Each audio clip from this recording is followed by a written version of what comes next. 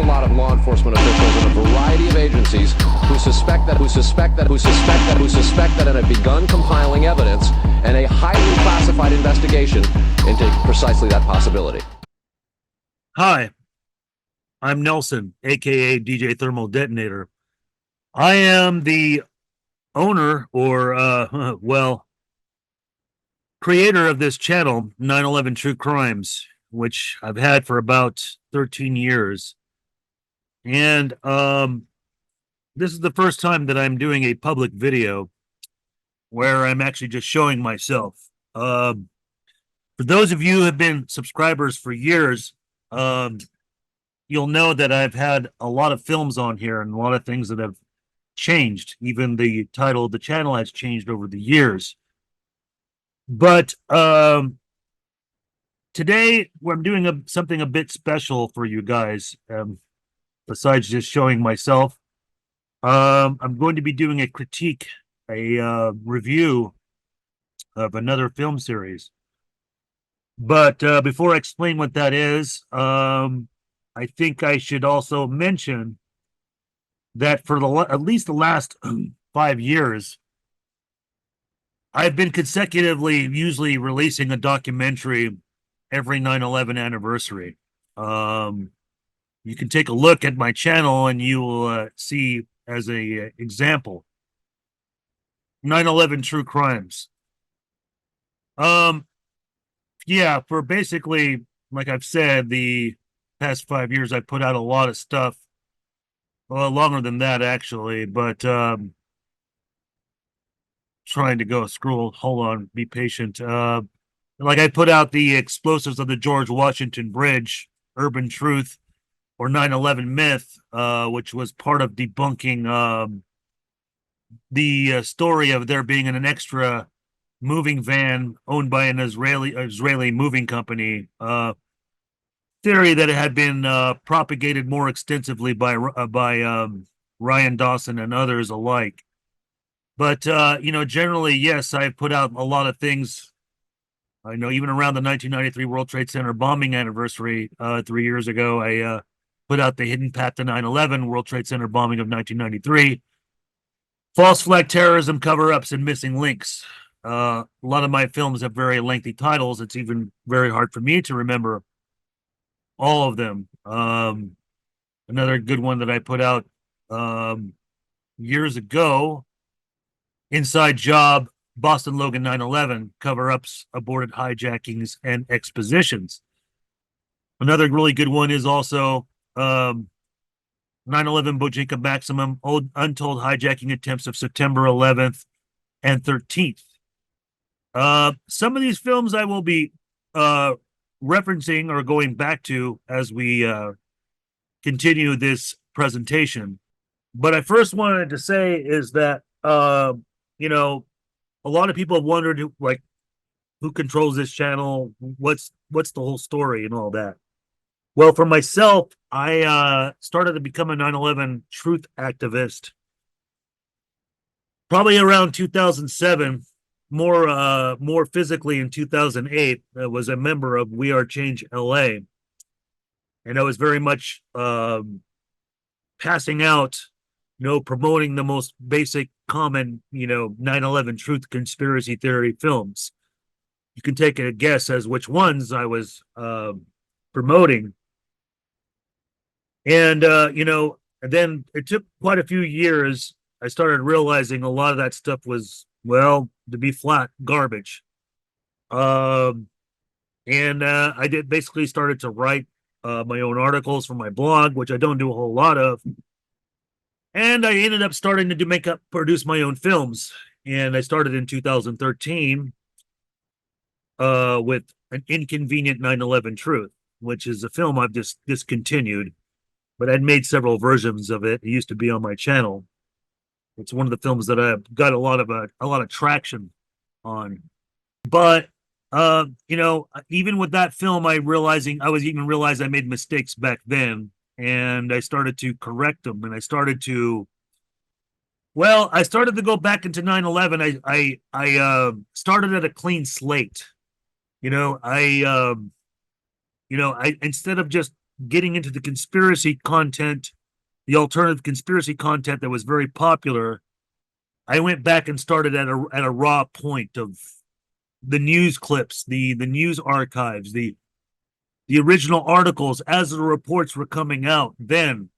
And I started to figure out a lot of about 9/11 truth isn't accurate at all. A lot of it is just flat out disinformation, if not misinformation. So I will tell you ahead of time, for you viewers watching this, you will be probably upset some of the things I'm going to say, as well as my colleague that I will be introducing here. You'll just have to accept it as it is. I will be giving, putting a little bit of a few links in the description for you guys to check out, as well as the series that we're going to be covering. Now, I just want to make it clear that, I did not get into this to be a news pundit, to be I am a content creator. I'm sure I pretty much became one outside of becoming an activist, but I didn't do this to be an e-celeb, or the main thing is to be an influencer. I don't really show my face. Not that I'm not have something to hide.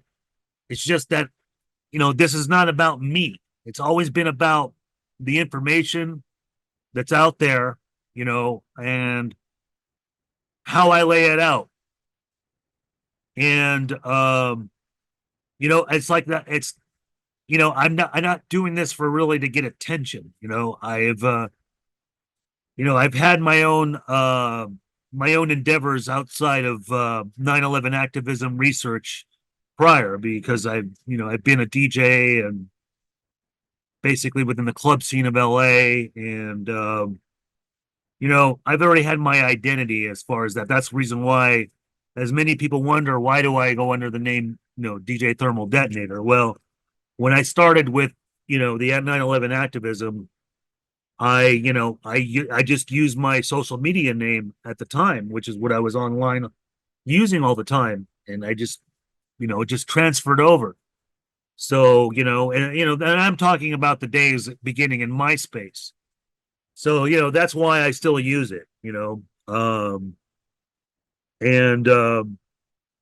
that's pretty much what I have to say as far as that as an introductory. Well, all I can say is that if you haven't watched all the films that I have on this channel, I highly recommend that you do check out the playlists as well. I do hold other people's films on there as well, not just mine. And I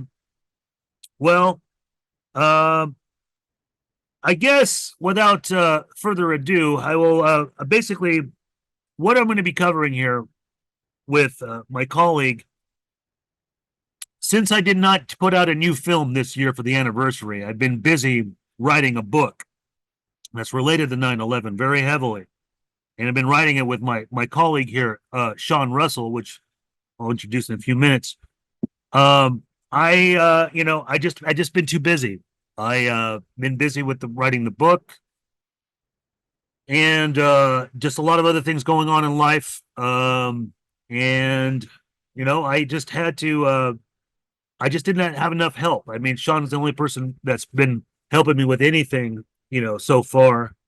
And I have a lot of obligations. For those of you who may already be Patreons of mine, you'll know that I've been running a Patreon page for at least almost 4 years now, and I put a lot of exclusive content on there, and I recommend a lot of you guys a lot of you subscribers to become a Patreon instead. Although I do have a few YouTube memberships.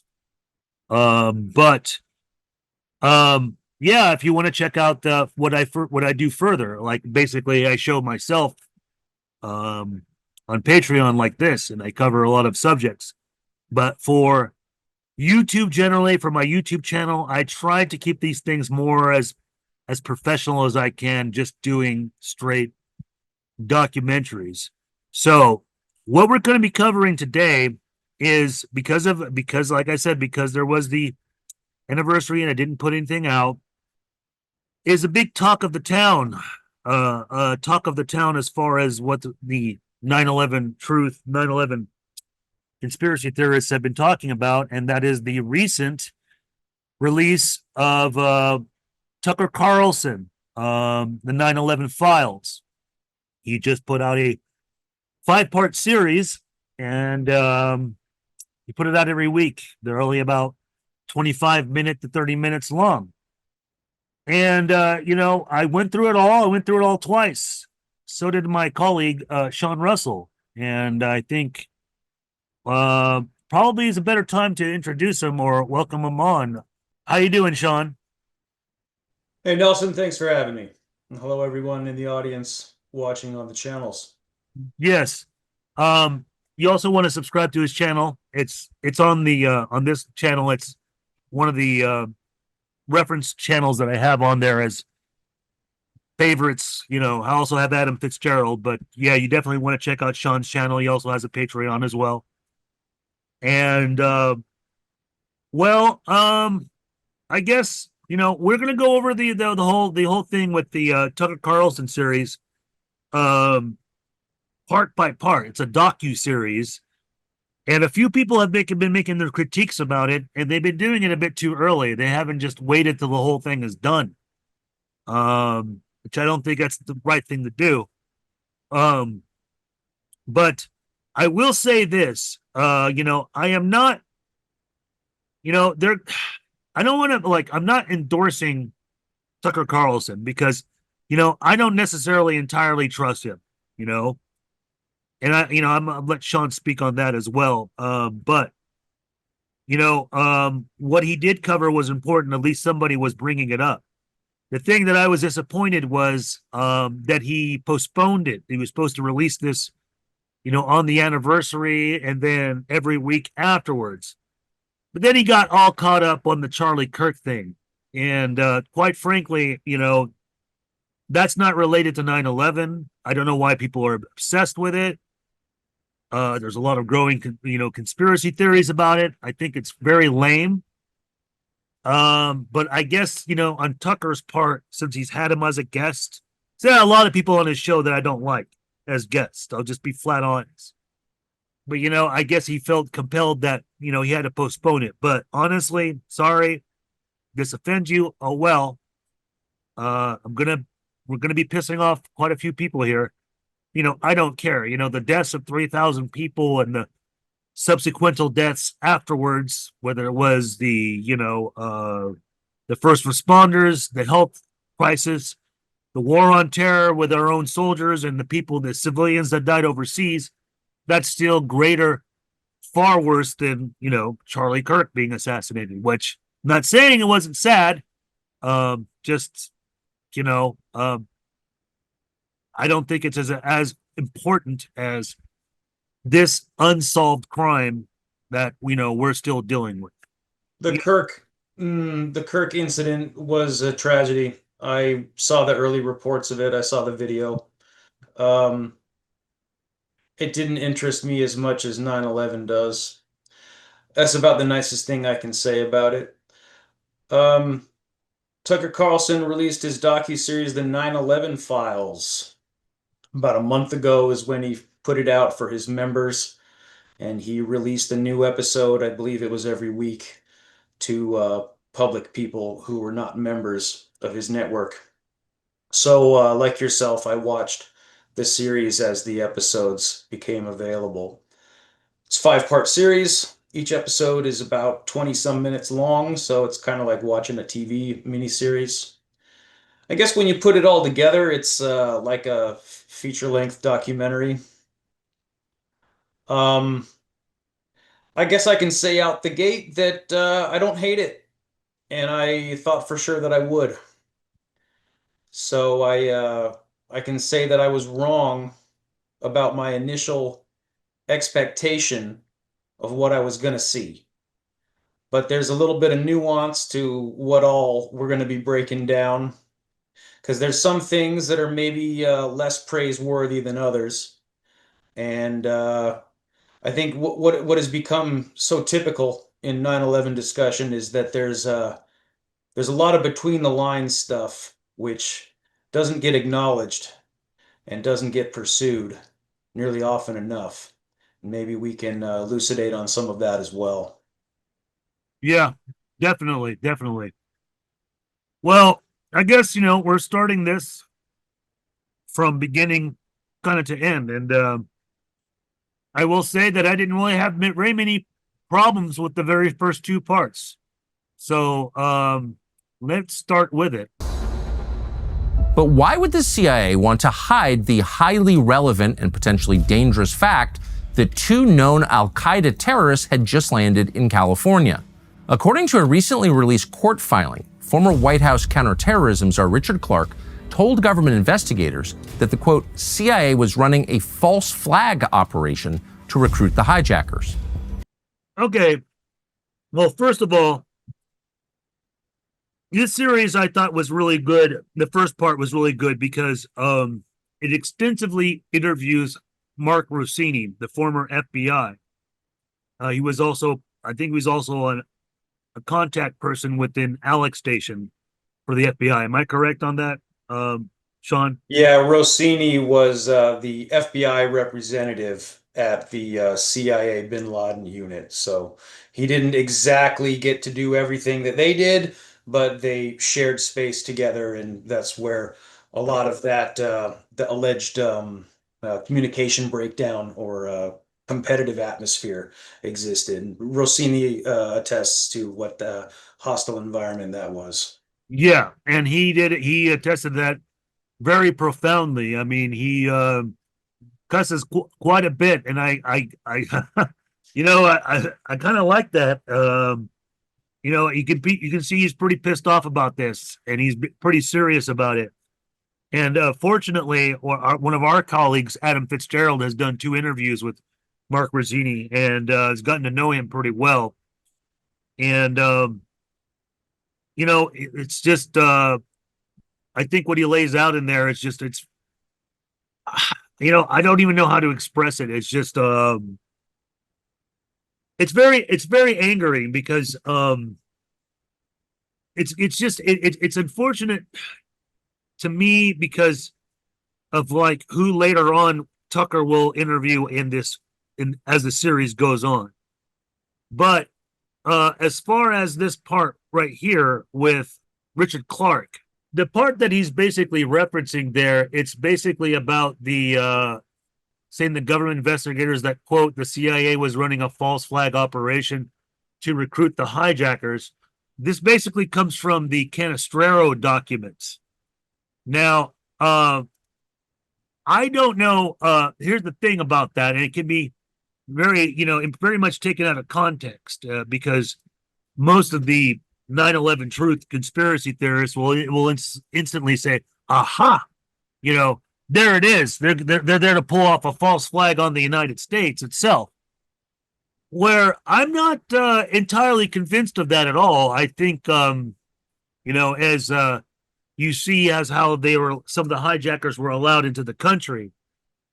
I think that they wanted them to pull off false flags, yes, but on other countries, on other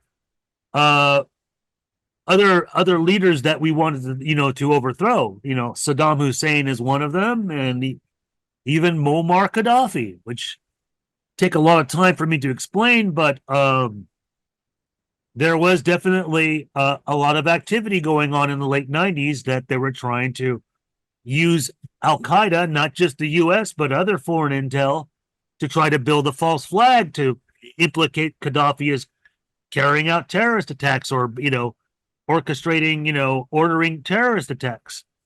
So that's the general consensus, I believe. But the thing is the way that it's laid out in this series, it's really, trying to infer like, yeah, false flag, but, one within here. Because, the term false flag is such a common or popularized term now. It's like shocking and whatever. So, but they don't understand the possible context here that, we're allowing these people in here, because it's not the first time we allow people that are, terrorists to train here. We've had that here within South America. We've had, leaders here, like, my God, like even Manuel Noriega, he trained here in the United States. we've had, so we've had all these dissidents of different countries. We've harbored them and have them live in Virginia and elsewhere. So a lot of people don't understand that. And it's not that I'm saying it's a good thing. Not that I'm saying it should be allowed. It shouldn't be allowed. But the CIA, the government intel, they've been doing this. They've been bringing in people that are not, they're not the most moral people, the moral change for another country to live here, and as dissidents. You want to add to that, Sean? Well, the inclusion of a phrase like false flag in what you could basically describe as an official document is very exciting, and I think that's probably why it made the cut. Yeah. I guess I should say out of the gate that I'm more interested in the behind the scenes making of this documentary series than what's actually in it.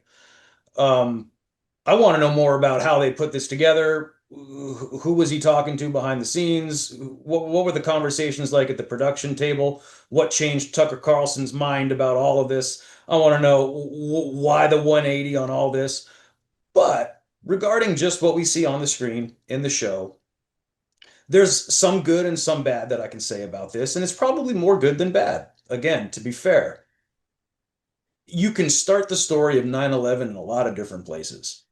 People like me that are really geeky with it, like we like to go way back in time and talk about like the 1970s and stuff.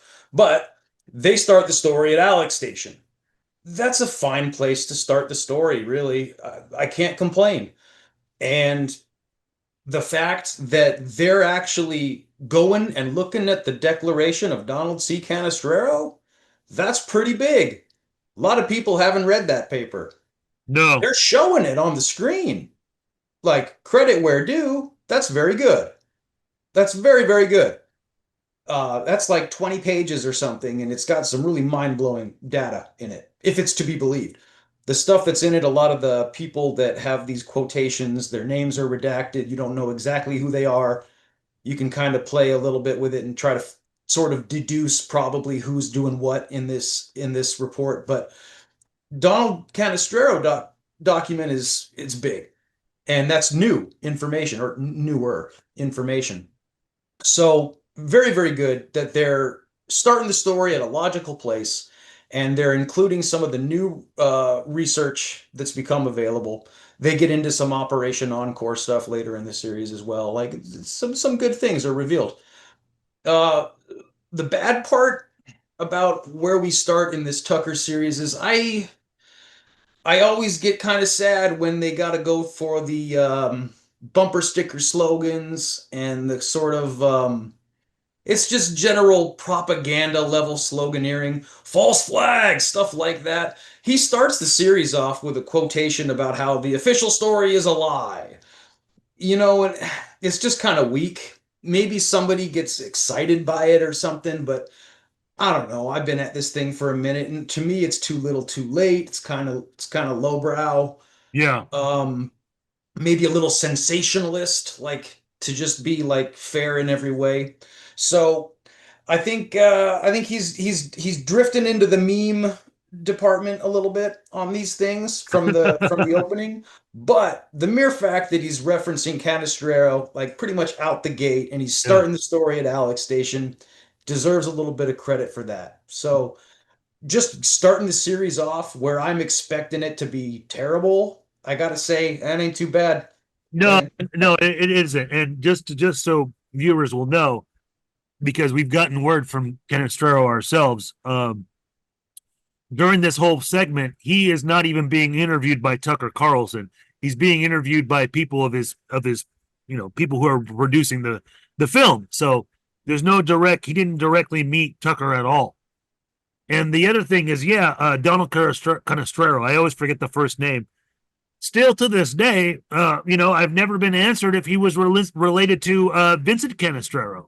The name's spelled differently. I assume they're different, but it is kind of funny that it's got the same last name as a major spook. Curious. Spelled different. I assume is it spelled differently? Oh, okay. Spelled different. Okay, good to know. Well, I wasn't sure. Maybe it isn't, but that still remains. But yeah, good. It is a good point. But let's go to the other point here on part one. But wait a minute, you wanted to add something, Sean? Well, before you move on to part two, there's one more thing that kind of caught my attention about part one in the Tucker 9/11 Files series was, um, because he interviews Mark Rossini and he's talking about Alex Station. One of the things that also, uh, somewhat regretfully, but I mean, to be fair, he deserves a little bit of credit on this, is they correctly identify the CIA analyst who blocked Doug Miller's cable regarding Al Midar's travel plans to the United States, the known terrorist who gets ignored. That cable doesn't get sent out because of the analyst Michelle Ann Casey, aka Yes. Michael Ann Casey. Not Michael. Yeah, exactly. It's a woman. Correct. Now, that's where Tucker deserves a little bit of credit because they don't misidentify Miss Casey as Michael C. Casey, who was chief of counterintelligence under Joe Biden later. Not the same person, not even the correct gender. So, to anyone paying close and deep attention to new 9/11 reporting this year, Tucker Carlson actually got that one right. Okay, yeah, good point. Let me go to the next part here on part one. Next point, I should say. By using the Saudis as a proxy to recruit the 9/11 hijackers, the CIA gave itself cover. If things went wrong, they could push a narrative that blamed the Saudi government for the attacks, which is what they did. Okay, now in this part, he's basically saying by using the Saudis as a proxy to recruit the 9/11 hijackers, the CIA gave itself cover. If things went wrong, they could push a narrative that blamed the Saudi government for the attacks, which is what they did. However, Tucker will contradict himself with this because later on, he gets into the Bush administration through the use of Philip Zelikow, who covers up the Saudi role. So, I found that part to be kind of like, you're kind of stepping on your own foot, dude. It's like, but that's not what happened. They did, that's no. Instead of the idea of entertaining the idea that maybe the Saudis basically betrayed the U.S. If you're talking about a deep conspiracy, we'll just be hypothetical here. I've entertained this type of thinking myself. I think about this angle from time to time. This isn't like grand conspiracy, multiple levels of chess going on. You've got contingency plans and stuff. It's spook tradecraft. Okay, so let's say that's the general angle that CIA is doing. And that's again limiting it to CIA, like just for the sake of argument. Okay, let's say that this is a CIA thing and this is how they're doing it. This is their angle of a layer of protection with the Saudis. Well, I don't know, man, it's risky. Like you've got the Bush administration who are like, according to the conspiracy theorists, they're friendly with the bin Ladens. Like this is how like 9/11 Truth tends to look at it. You've got the Bush administration, bin Laden and the Saudis. They're like peas in a pod. That's like the concept. So this is like a risky thing in like throwing the Saudis under the bus on this one. What you end up having is the potential to drive a wedge between the Americans and the Arabs. Now that you have to wonder, like, who does that really benefit? Is that good for the Americans or the Arabs? Is that good for somebody else? You have to wonder, like, if that is the angle, like, what level of CIA is playing this game? Is this like Angleton's CIA within the CIA that we're talking about here? And does that explain why it doesn't make sense on the surface? Couldn't tell you. It's highly speculative. But we do know from the declaration of Canestraro that some people on the commission thought that Zelikow was basically trying to trash the commission. Like somebody, I think they're identified as C2, C3 might have said the same thing. A couple of these unidentified investigators, they definitely thought that Zelikow was trying to bungle this thing.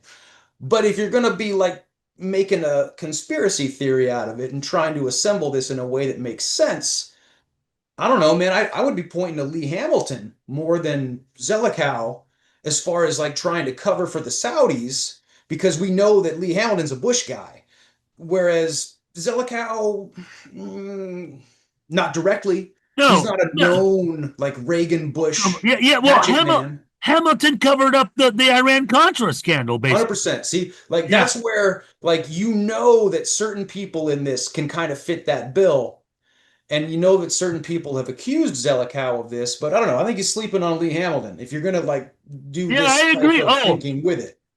big time. I mean, and then Cheney was also involved in the Iran-Contra scandal thing too, covering It's all. actually, this is where like, read between the lines stuff can kind of come into play. A 2.5 hour show can't cover all of this. You No, have you to kind of can't. jump off in a bunch of different directions. But if you pursue the angle of Zelikow and you take it to Lee Hamilton, take it to James Baker, like you just Yeah. Good expound from point. it. Good point. Okay, then maybe there's something to it, but at the end of the day, I still got to go with my first instincts is this is just going to drive a wedge between the Americans and the Arabs, and that doesn't sound good for either one of them.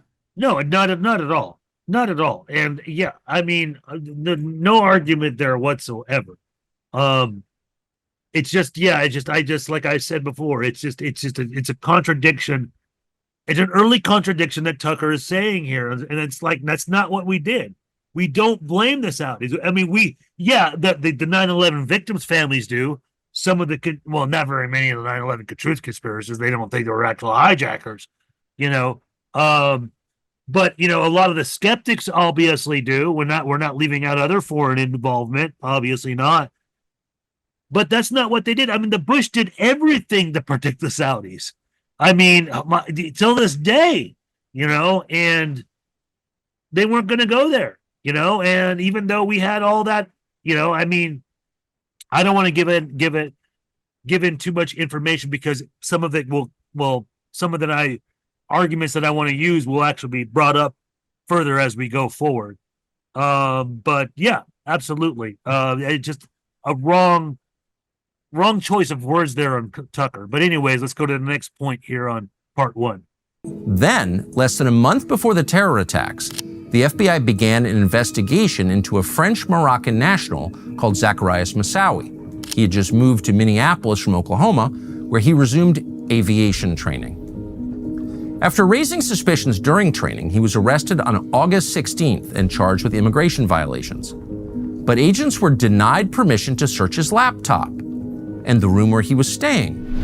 His exact connection to the hijacking remains unclear even now, but he did receive wire transfers from Ramzi bin al-Shibh, who was also sending money to the hijackers. Yeah, this is pretty much a benefit to us that he brings up Moussaoui, and this is a kind of an ongoing book project that me and Sean are doing. But there are others have been jealous of not being interviewed by Tucker. Especially those who've worked for the FBI. I don't want to mention names, but at this point, I think Tucker really should have just interviewed briefly, even if it's brief, Colleen Rowley, because she was the one that basically was the one that blew the whistle on this whole thing, with trying to investigate his laptop, and that they could have found out about the attacks just right beforehand, because of things that were on Moussaoui's laptop. It was maybe the last chance to stop 9/11 before it happened. There was a bunch of opportunities to stop 9/11 before it happened, but that was maybe the last one. And FBI Rowley wanted to search Moussaoui, who was held on immigration violation, and nobody knew about a terror plot. But if they'd gotten involved in a serious investigation into Moussaoui, because they didn't investigate Moussaoui for real until after 9/11, and then it all came out. And like that's one of the parts of the investigation that you can actually see the most about, because he went to a trial and like there was a big to-do about it eventually. But in August of 2001 is when Moussaoui was being held, and he had associates who were interviewed, and like there was a whole thing that could have blown the lid on it at the last minute. This is also after Ken Williams' Phoenix memo, which credit to Tucker for talking about the Phoenix memo. He maybe, hey, if he's playing the meme game, he maybe could have said Phoenix memo, but he showed it on the screen. He maybe could have mentioned that it was Ken Williams, but he actually mentioned that piece of the story, which was there was another alert internally within FBI about bizarre Arab flight training, like a sort of a clue. It should have been some kind of alert that was better received. That was another instance, a month of August, where it was like, oh, they came so close to stopping it, but they didn't.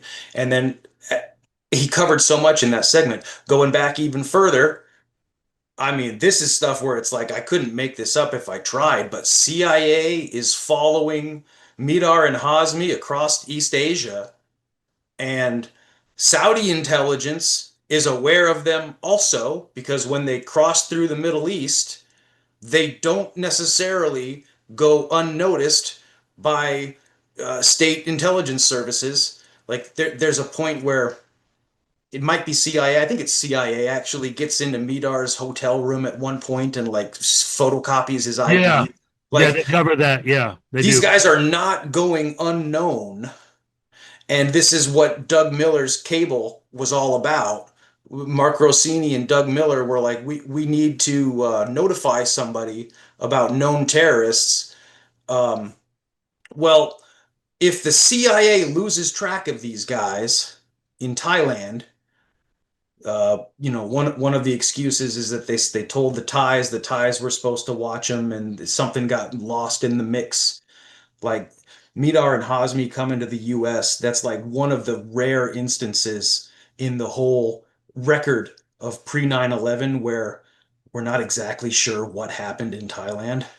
No, we're not. Nobody can really quite say what the hell happened in Thailand. We know that that's where they went after Malaysia, and we know that they ended up in the US, but we don't for sure know what happened in Thailand.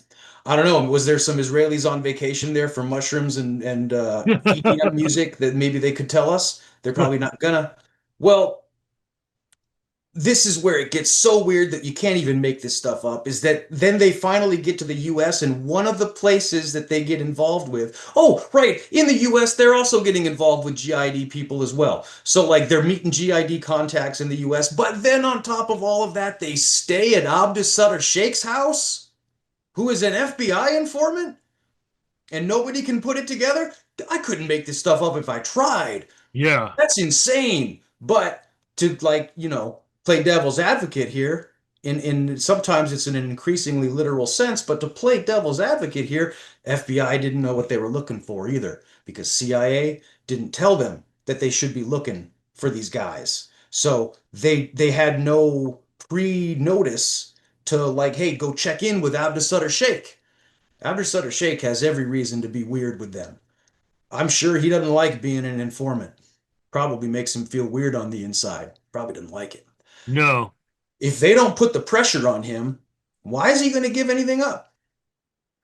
Why is he going to give anything up? So, CIA didn't tell FBI. FBI didn't get in touch with Abdus Sutter. And the dudes had gotten handled and passed off by, like, at least two different intelligence services. And I'm not excluding, like, there's probably another one in there in between. And all of this happens pre 9/11.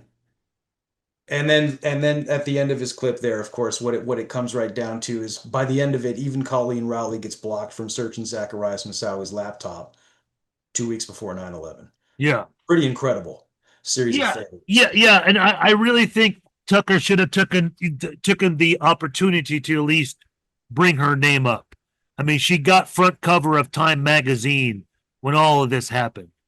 There are other people, I mean, I'm not going to, insulting that he's brought up other officials. I think he should have brought up more FBI, because look how many former CIA he brings up on this one versus FBI. He only has Mark Rossini, but Colleen Rowley should have been brought up in this particular instance.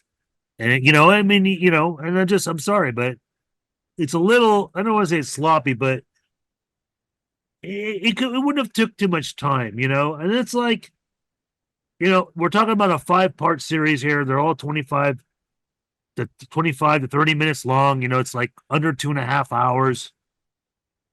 Make it longer. I made films that are much longer. It's just a big subject, and before we go into next part 2, apparently there's an expanded thing that Tucker is offering on his website, that it's another video that goes into more of the links and where the information came from and all that. I'm not paying for it. I'm sorry, but I guess I'd like to check it out.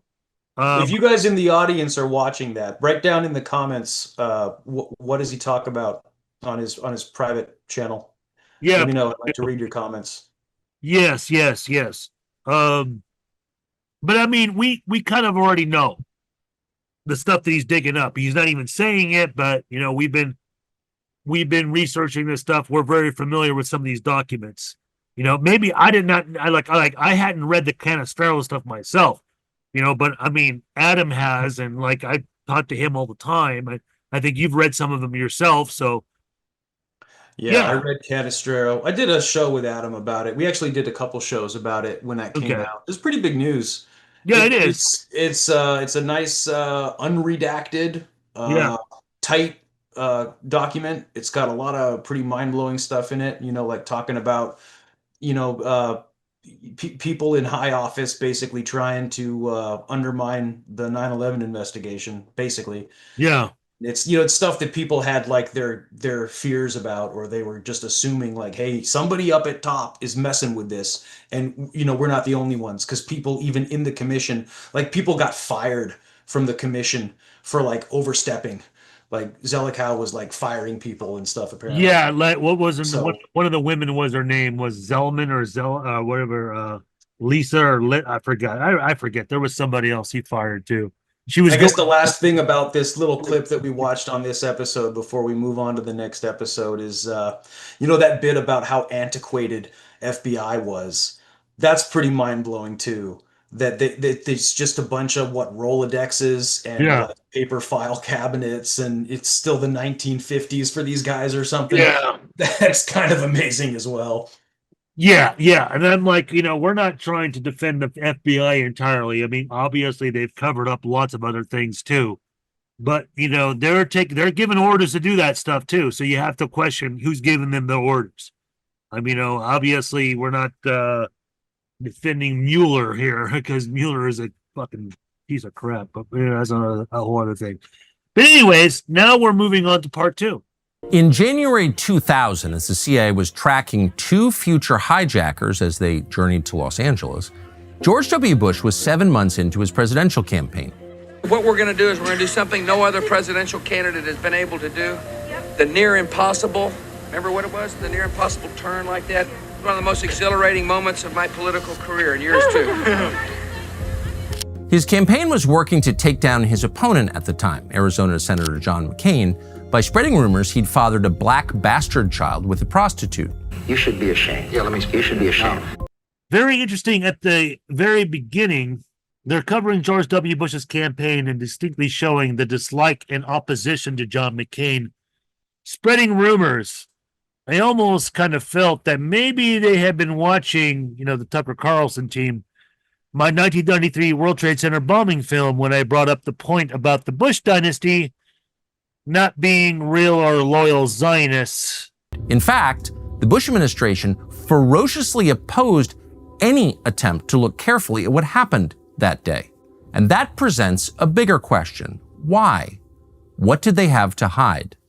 My name is Kristen Breitweiser. My husband Ron was killed on September 11th. Breitweiser is one of 4 9/11 widows who became famous at the time as the, quote, Jersey Girls. They were some of the only people in public life in the United States who wouldn't let it go. They didn't believe the official 9/11 story, and they often said so. They were all over the media for several years, determined to identify government officials who may have been complicit in the tragedy. In the end, they were ignored. We were looking at a Bush administration that really was not interested in looking backwards. There was a push to immediately go to war. There was an invasion into Afghanistan, and then there was the queue up for the war in Iraq. So kudos for bringing on Kristen Brightweiser, sorry, the 9/11 victims' family, and somebody who was really part of starting the real 9/11 truth movement as the Jersey Girls before it became compromised and co-opted by junk science and physics analysis. This was significant. It's as if Tucker should have been almost just referenced or endorsed the film 9/11 Press for Truth. Press for Truth is probably the best of the old school 9/11 conspiracy documentaries. Maybe like I hate to say it, but like maybe Michael Moore's Fahrenheit and Press for Truth was a couple years later, I think. But like those are like the probably the most not junky 9/11 documentaries from the old school era, because everything else that was coming out at that time was like airplane denial and like kook theories, about like James Bond technology schemes, like stuff out of Hollywood movies, basically. Yeah. Whereas Press for Truth was very grounded. It's all about justice for the victims. And even though it's sort of like a politically leftist dominated approach from things, Michael Moore was still very like accurate with talking about the sort of at least one piece of a geopolitical picture Yeah. that's going on with the whole thing. Press for Truth is a fantastic one. There's nothing wrong with recommending that one.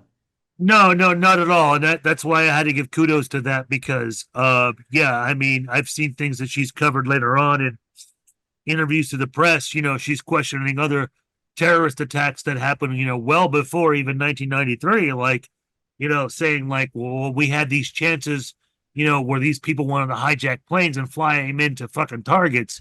This is, what's up with that? This is stuff that me and you know about, but most of the public don't actually puzzle this stuff together. Um, but yeah, I mean, I think he really could have even put a lot more attention into Kristen Brightweiler. But I'm glad I was stunned that he brought, like, I was shocked that he brought her up anyways in the first place. I thought it was great because this is who ultimately matters as far as inquiry, as far as having a real problem with the damn event. I mean, they lost loved ones, not that everybody else doesn't have an issue, doesn't have a stake in it because the Patriot Act and everything else that consequently happened, but the victim families, they do, in fact, I think I don't want to give it away because I'll bring it up later on in the other parts because they were responsible for a commission report to finally even come out in the first place, despite they had issues with it, despite they were very much against it. They were probably the first group to initiate the whole thing. Yes, And they would also, in just the sick irony of this whole thing, is they're also the first group to feel like they're getting blocked. yeah, there are a couple of things that they got lured a little bit themselves. If you go and look at 9/11 Press for Truth, they were even questioning Building 7, which we'll get up to pretty soon. We'll get there. It's coming we'll later get in there. the series. They may have been a little bit misguided in that, but they did so much, and I had to watch it a few times. It's a very long film, and they were doing the best that they could do, as far as they were doing their own investigation immediately after 9/11. Collecting all these news reports, trying to puzzle things, and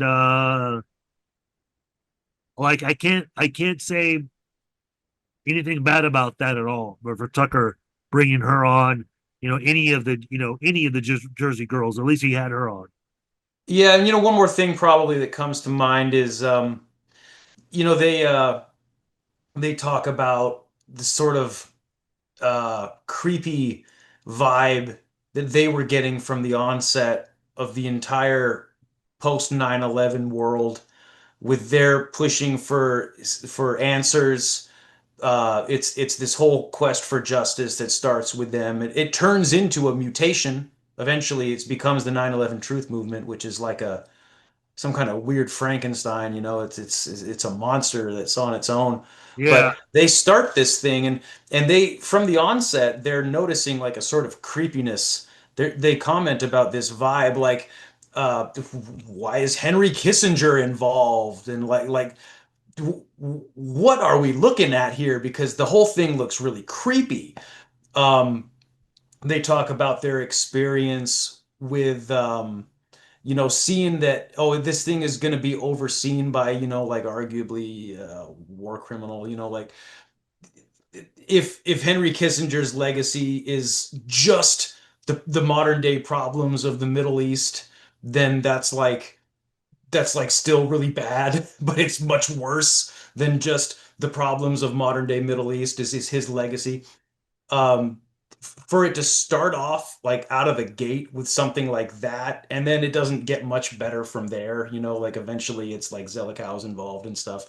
So for these victims and victims' families that are like trying to push for like the justice of 9/11, and some of the old school truthers still do this, Yeah. but for them to basically get ignored, and for them to get insulted, and for them to basically be inhibited at apparently every level from the very beginning, it's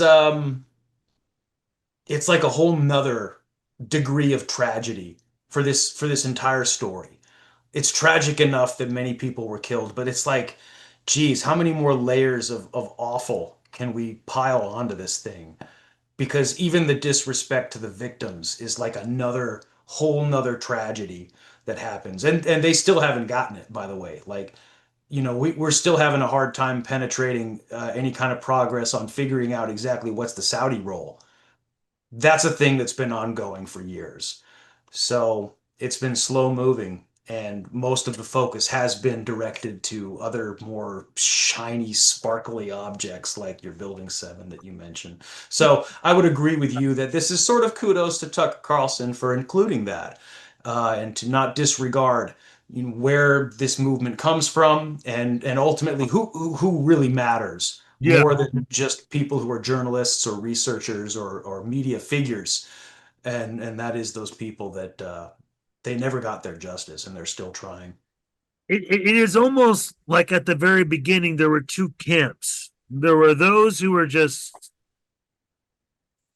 well, they were already biased. They already believed in government conspiracy theories. There were the very few, the fringes, because they got popular later on afterwards.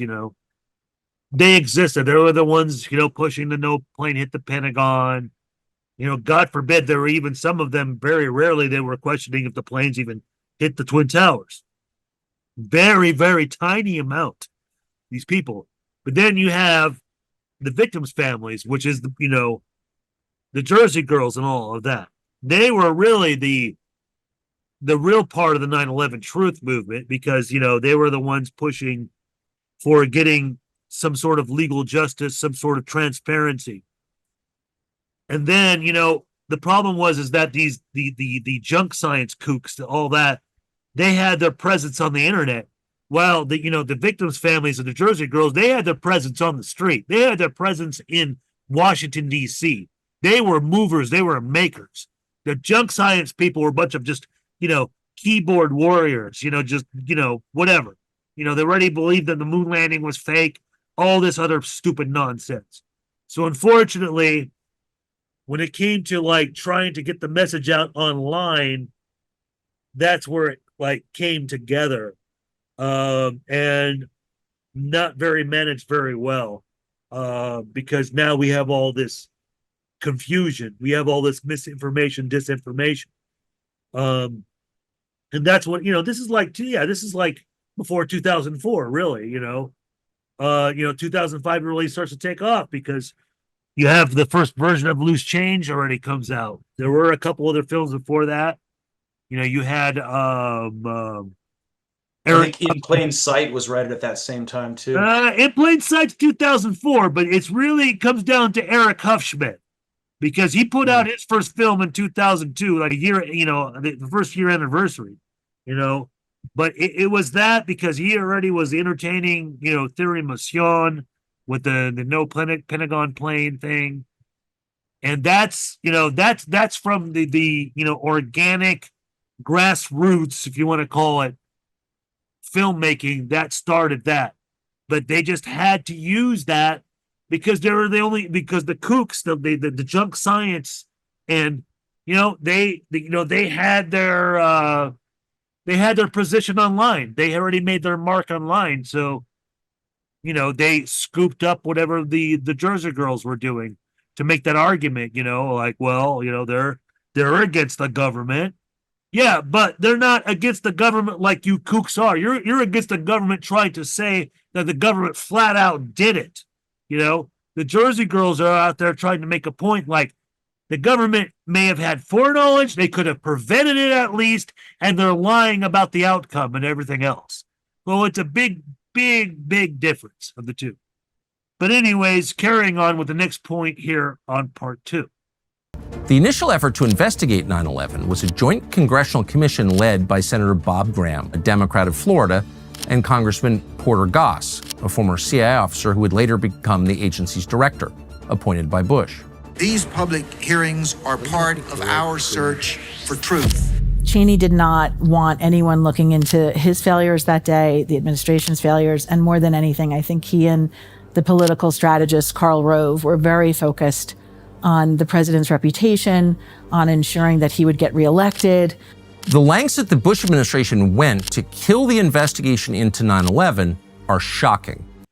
Now, I will say it was good that he brought up Bob Graham, but at the same time, Tucker really missed the mark by explaining that the joint inquiry, the JIS report, was technically the second government investigation, before the third being the 9/11 Commission report.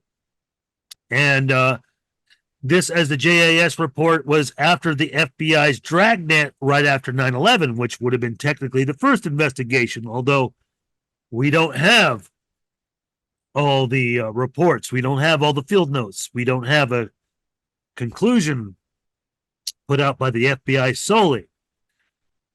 And Tucker didn't take the time to explain the 28 pages had derived from this, the JIS report, the second investigation, which is why we have so much evidence of Saudi involvement that he already mentioned in the previous part of his docudrama series. Yeah, he didn't include a lot of focus on the 28 pages. No. Maybe because he's coming at it from such a modern standpoint, I have to assume that he started this project like late last year. Yeah. Maybe it's like for him and his production team, it's just a given. Yeah. It was a revelation many years ago when the 28 pages finally came out. It was sometime it might have been Obama's second term, something like that. Yeah, it was 2016, sometime in there, yeah. That was big news. That was a long time ago now, wasn't it? That was big news at the time. Yeah. So maybe they just sort of take it for a given that the 28 pages, and he's already covering Canestraro, and they're talking about stuff that's related to the Operation Encore releases from 2022 or whatever. Yeah. It was, 21 under Biden, I think. It's good that he's talking about NSA. In fact, I think he could have gone a lot deeper with the NSA conversation for all the talk that they do about FBI and CIA problems. NSA is one that almost never gets talked about in depth. And that's where he says that Condi Rice is lying about there not being a silver bullet. Yeah. I don't know, man. Unless you know what NSA had, can you really prove that they didn't have a silver bullet? Because based off of what we know, there isn't really a silver bullet. There's not one thing that they could have done that would have for sure changed the outcome. There were some opportunities where there's a chance. I'll say that there was a chance at a bunch of opportunities, but I Yeah. don't know if I'd call them silver bullet opportunities. You- I can't prove that that's not true. Maybe they didn't have a silver bullet, but I think the only way that you really know is if you know what NSA had, and we don't. NSA has a fuckload of information that we just don't even know the extent of it. Because and nobody's ever gotten it out of them, and nobody's ever talked about it. And FBI and CIA take the brunt of the heat on this. It's curious. well, and let's remember, and if people, because they should watch my film, Jacob Maximum, they haven't already. You need to take it, watch it. It's 6 hours. What you're pointing out, yeah, they're bringing it up within the confine of these 19 hijackers and these 4 planes. But even if you would have been on top of them, that's not going to fucking, it's not going to cover the potential of all the other teams and the other, projected planes that were targeted on 9/11. They could have succeeded. So there's a constraint there, but yeah, but it's still, conventionally speaking, yeah, this stuff should have been covered. On June 19, 2002, they discovered that the NSA had intercepted messages from al-Qaeda operatives from the day before the attacks, saying, quote, "The match begins tomorrow," and "Tomorrow is 0 day." It couldn't have been clearer. Someone on the committee leaked those messages to the news media. CNN broadcast them. And in retaliation for this, for telling the truth, the Bush administration sicked the FBI, then run by Robert Mueller, on the committee. The FBI, really came down hard on the joint inquiry. They polygraphed, they interviewed, they made all kinds of threats. And so, when the FBI comes after you, it's kind of scary because you're looking at not only, potentially losing your position in Congress, but also imprisonment. It was pure intimidation. And so it had a very chilling effect, in my opinion, on the progress of the inquiry and their investigation. In the end, Congress did make some interesting discoveries, most of which were redacted in the final report. The Jersey Girls continued to push for the truth. They were furious. They demanded an independent commission. So, yeah, I guess he did bring up the 28 pages as far as being redacted, but he didn't even point them out that they were the 28 pages, really, like we've been told. So it shows, that there were these pages that were redacted. So I don't want to say it was a mistake on my part, but he really should have underlined that. 28 pages, no relation to the 7 pages of the 9/11 report that FBI Director Kash Patel claims to have read. That I have no idea what he's even talking about. Yeah, exactly. Okay, yeah, exactly. But anyways, carrying on. From the outset, the commission started to advance the interests of Bush's neocon foreign policy agenda. When Team 3, the counterterrorism group, submitted their draft to Zelikow, he inserted sentences that tried to link al-Qaeda to Iraq to suggest the terrorist network had repeatedly communicated with the government of Saddam Hussein in the years before 9/11. And that bin Laden had seriously weighed moving to Iraq. In the end, those sentences were removed after staffers alerted the commissioners. But the commissioners did not prevent Zelikow from stacking public hearings with discredited neocons who towed the White House line about Iraq's connections to al-Qaeda, none of which were real. The first outside expert to testify to the commission was the Hoover Institute's Abraham Sofar. His written remarks to the commission include 8 references to Iraq and 5 references to Saddam Hussein. Keep in mind, this was a hearing on 9/11, which had nothing to do with Saddam Hussein or Iraq. Sofar spent most of his time at the public hearing talking about the need for preemptive invasions. The need for preemptive actions stems ultimately from the conditions of modern life. At the third hearing, Zelikow produced a florid and widely discredited neocon called Lori Milroy from the American Enterprise Institute. She appeared as a witness. There is substantial reason to believe that these masterminds are Iraqi intelligence agents. Lori Milroy from the American Enterprise Institute. She appeared as a witness. There is substantial, and where she says there is substantial reason to believe that these masterminds are Iraqi intelligence agents. Well. that goes back to what's sort of been covered previously from the Jersey Girls and really every level of the post 9/11 uh, just circus about how just disrespectfully creepy this whole thing is.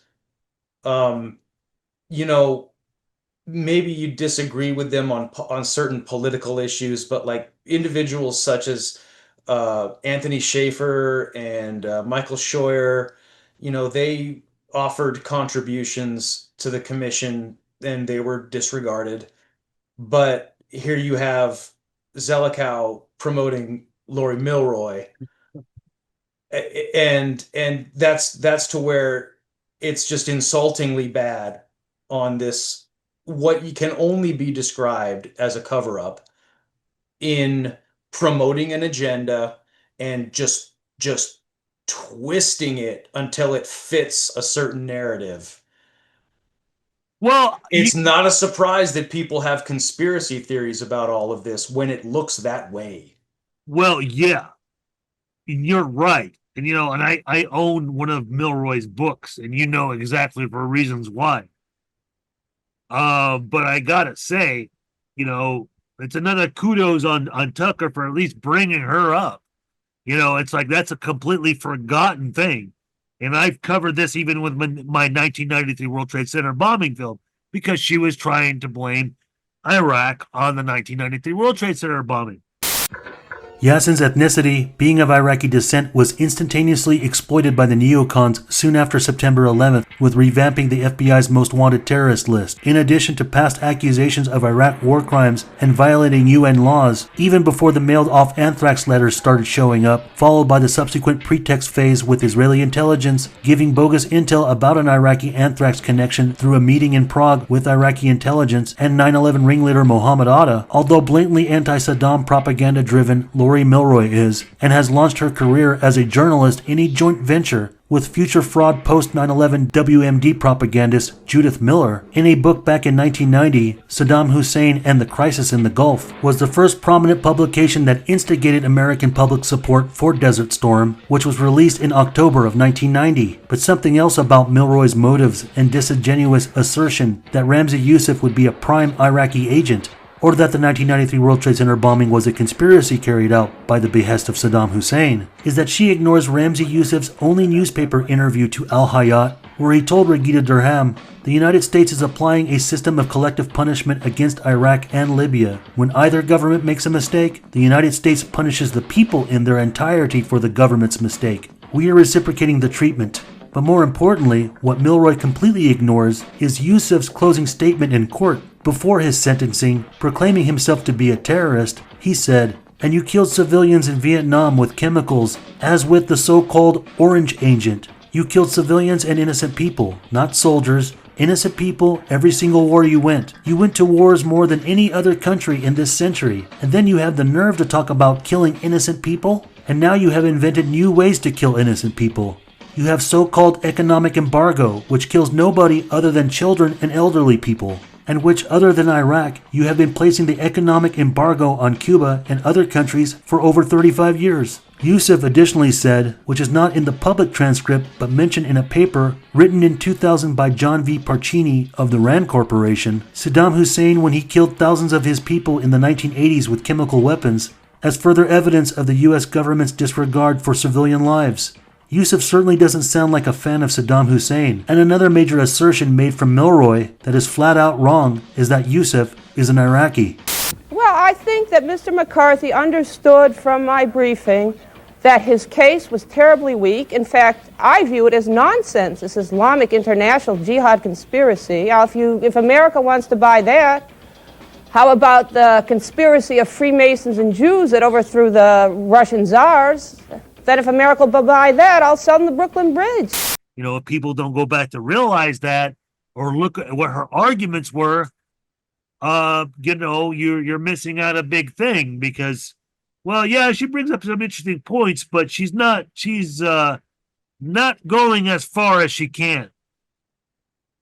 It's also a little bit deeper than sort of the more better known like Judith Miller or somebody. Yeah, well, So it's again, fair credit to but Tucker. she's friends with Judith Miller, and that was one of the things I pointed Or- out. She wrote that first book like before we went into the Iraq War with Judith Miller, already trying to, saying that he was this tyrant, he was killing all these people, da, da, da, da, da. We needed to go. This was in October of 1990. This is already 2-3 months before we go into the Desert Storm. I don't have that book, but yeah, she wrote with Judith Miller. It's like, that's bad enough. And that's probably one other point that, Tucker left out. Tucker should have left out Judith Miller. He should have brought that up. There could be scripts that Yeah. are like cut for time constraints. Yes. It's entirely possible that they have looked at a lot of these angles that we sort of mentioned here, the between the lines stuff. Yeah. And they cut it for runtime. That's why I say, like, I'm more interested in the making of than the actual movie when it comes to this series. No, I absolutely. I want him to talk about why he changed his mind about all of this and why he decided to do this. Yeah, that's true. That's true. Talking about the entire Iraq, is pretext even the word when you're talking about it? Is it the Iraq post text? Yeah. Iraq terror post text. Talking about the entire Iraq terror post text it's pretty cool, man. That's like you nailed it. He's talking about the neocons. He's talking about sort of the Middle East policy interests and the big players that are involved in this, and he's talking about people who have a history of being involved in commission cover-ups and stuff, and he's got like a lot of the pieces assembled nicely together, and he's not talking about Hollywood shenanigans. He's not talking about stuff that happened on the X-Files. He's talking about like some pretty legitimate, I dare say, conspiracy fact. Yes. So, credit to Tucker Carlson talking about this. But again, going back, hey, he's maybe sleeping on Lee Hamilton. He could have been bringing in the Iraq group. Like it all ties in. But again, he's dealing with a 2.5 hour runtime or whatever it is. So maybe he just leaves a bunch of stuff out, and maybe it's designed to be for a whole new generation that's never heard any of this stuff before. Yeah. They didn't read. Maybe they weren't even alive to be reading Raimondo. Maybe there's a whole new generation of people that never had a clue, and maybe that's good for them, So now we will begin with part 3. On August 6, 2001, President Bush received a presidential daily briefing. Its title, literally, Bin Laden Determined to Strike in U.S. It continued. Al-Qaeda members, including some who were U.S. citizens, have resided in or traveled to the U.S. for years, and the group apparently maintains a support structure that could aid attacks. And then it added this. FBI information indicates patterns of suspicious activity consistent with preparations for hijacking. Bin Laden was mentioned no fewer than 40 times in the president's daily intelligence briefing. CIA Director George Tenet said that in the summer of 2001, quote, the system was blinking red. So, basically right at the beginning, it talks about August 6, 2001, President Bush received a presidential daily briefing. It's titled, literally, Bin Laden Determined to Strike in the U.S., and it continues on. That's a famous thing that's even quoted from Condoleezza Rice when she was asked to repeat that. But here's the interesting part about that segment in the beginning. This is practically interesting since nobody involved in the attacks was labeled as U.S. citizen. And they said that, despite that we suspect this already, with the unaccounted for dragnet of arrests after 9/11. Of course, one of the other bigger things that's being left out here is the threat assessment just before this, when Bush was in Italy for the Genoa G8 summit, held in July of 2001, which was marked by intelligence warnings about a potential attack involving an airplane targeting Bush, leading to increased security measures just weeks before the 9/11 terrorist attacks. I think it's worth mentioning this just to play devil's advocate, and that perhaps Bush and his administration believed that their threats were limited to overseas attempts rather than within the continental U.S., since they are willing to prepare for that overseas, but not within the U.S., despite that anti-aircraft missile systems they had at the resort in Longboat Key, where Bush was at the day before and during the September 11th. There's a lot between the lines in that little clip. The system was blinking red. Now that's a meme I can get behind, because that goes back to this whole discussion about like how perfect a storm does this have to be for this to happen? You know, the old saying about like, it was the perfect storm, the stars aligned, like all these things had to fit exactly right for this all to happen.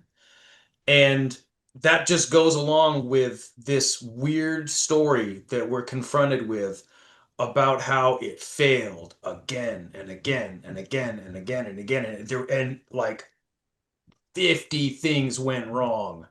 It wasn't just like one. That's why I say, like, tell me about this silver bullet, Tucker. I'd love to know, what is your one silver bullet that stops this thing? Because it was a bunch of stuff had to go wrong for this to all stack up. The threat assessments are pretty big, though, and I got nothing wrong with talking about bin Laden determined to strike. I think that daily brief is a big one. There's another one too that doesn't get mentioned as often. Bin Laden preparing to hijack airplanes and other attacks, I think is what it is, and it's from, it might have been a year prior. But so there's more than one presidential daily brief that literally talk about, hey, Al-Qaeda's planning to hit you. When you put it all in line with the stuff all through the 1990s, which I think we're going to continue to get deeper into that discussion as we go here, all that between the lines stuff stacks up to be a pretty interesting conversation. And to your point about previous attempts on the Bushes, the conspiracy theorists like to have a big talk about GW getting the news in Florida that the United States has been hit. And he has the dumbfounded look on his face. Like, some people think that he's acting. Some people think that he's like pretending to be shocked or something like that. And like, just for me personally, I think that that's the kind of person that you wouldn't let know about the plot. Like, he would be the perfect guy to not tell what's going on if you had a conspiracy. Don't tell George, he's a moron. You can't trust what he's going to do. Like, don't let him know what's going on. So I'm of the position that if there was some kind of government conspiracy, I wouldn't have told George W. Bush about it. Let him be genuinely surprised, because he's just too stupid to follow any kind of complicated plan. But kind of going off of what you're talking about, how like there's this previous threat assessments, there's previous like notable serious threat instances against the president, not just George W., just as a side, like against Clinton, against George's father, like presidents are targets, man. But this thing about eventually Bush hears the news the morning of 9/11, and you have to start to wonder, in light of all of that between the lines, like, was he thinking to himself something like, oh, we were wrong?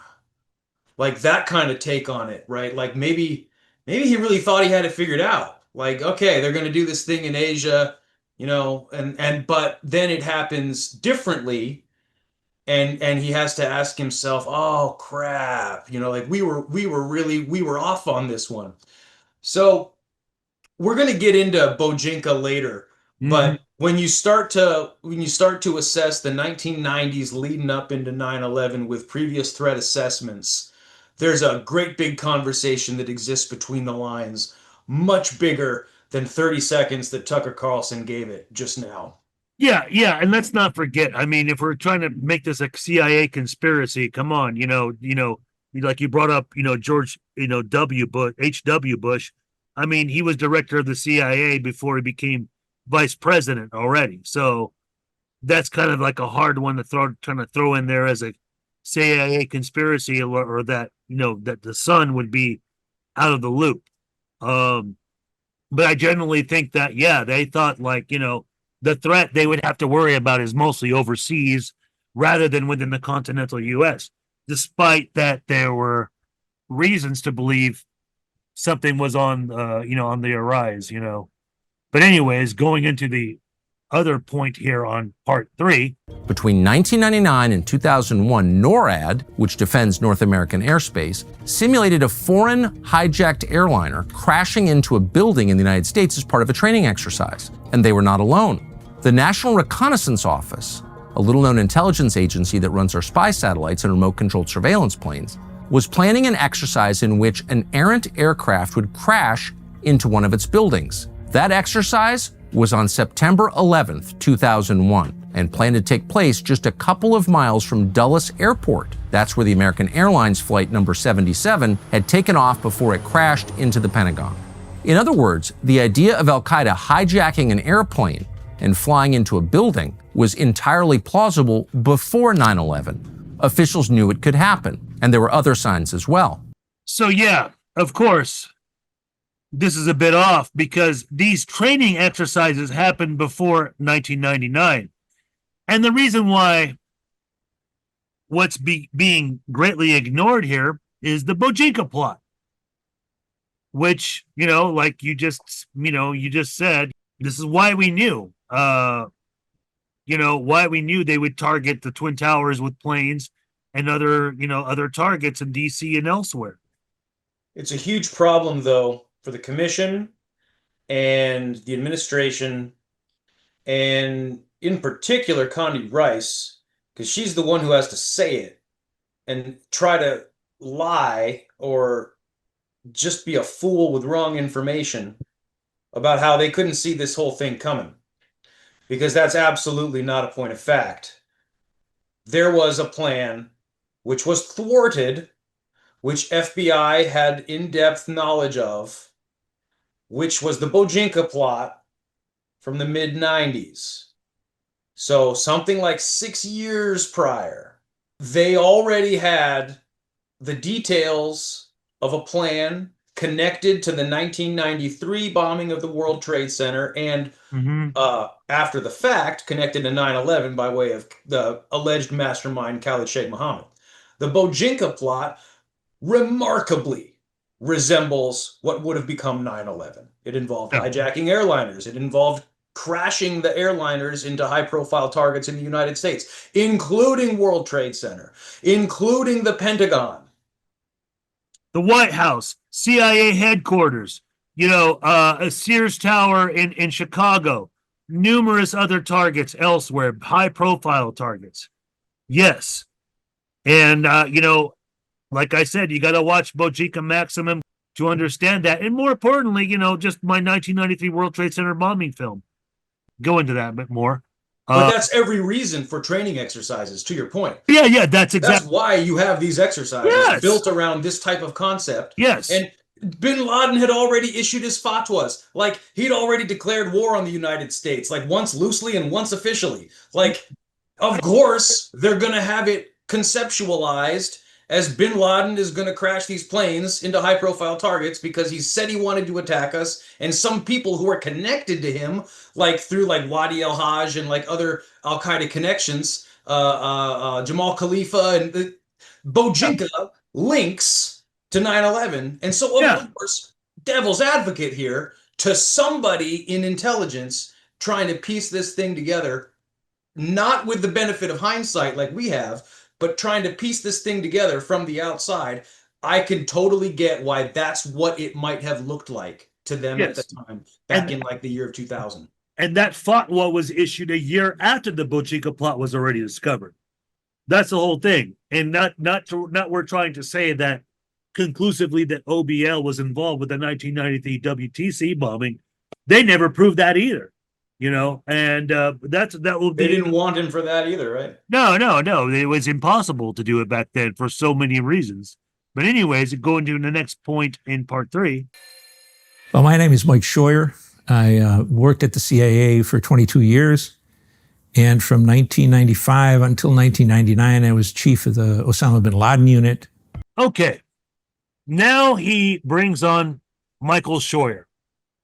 Why is Tucker interviewing this kook? The conspiratorial people have not really presented anything that can even begin to challenge the amount of evidence that points toward al-Qaeda. Michael Scheuer is a former CIA officer who was in charge of the agency's bin Laden unit. The leaders of the operation were very well educated. Mohammed Atta had a doctoral degree in construction engineering, so he knew how to attack big buildings and knock them down. They just had a very good plan, a very simple plan, really. Who now barely entertains 9/11 conspiracy theories, but also QAnon. It should be pointed out that he had said that the best thing that happened about 9/11 was that John O'Neill was killed. And I'll show you that right now.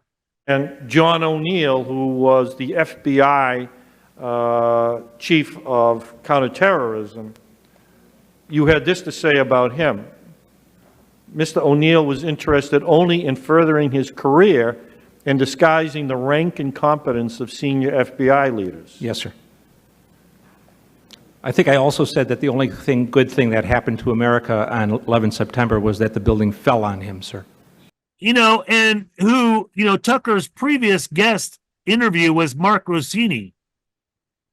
And Rossini worked, he worked under John O'Neill. I mean, he was good friends with him. When the planes hit the World Trade Towers, one of those at Ground Zero was John O'Neill. John O'Neill was a special agent in charge of the National Security Division of the New York office of the FBI.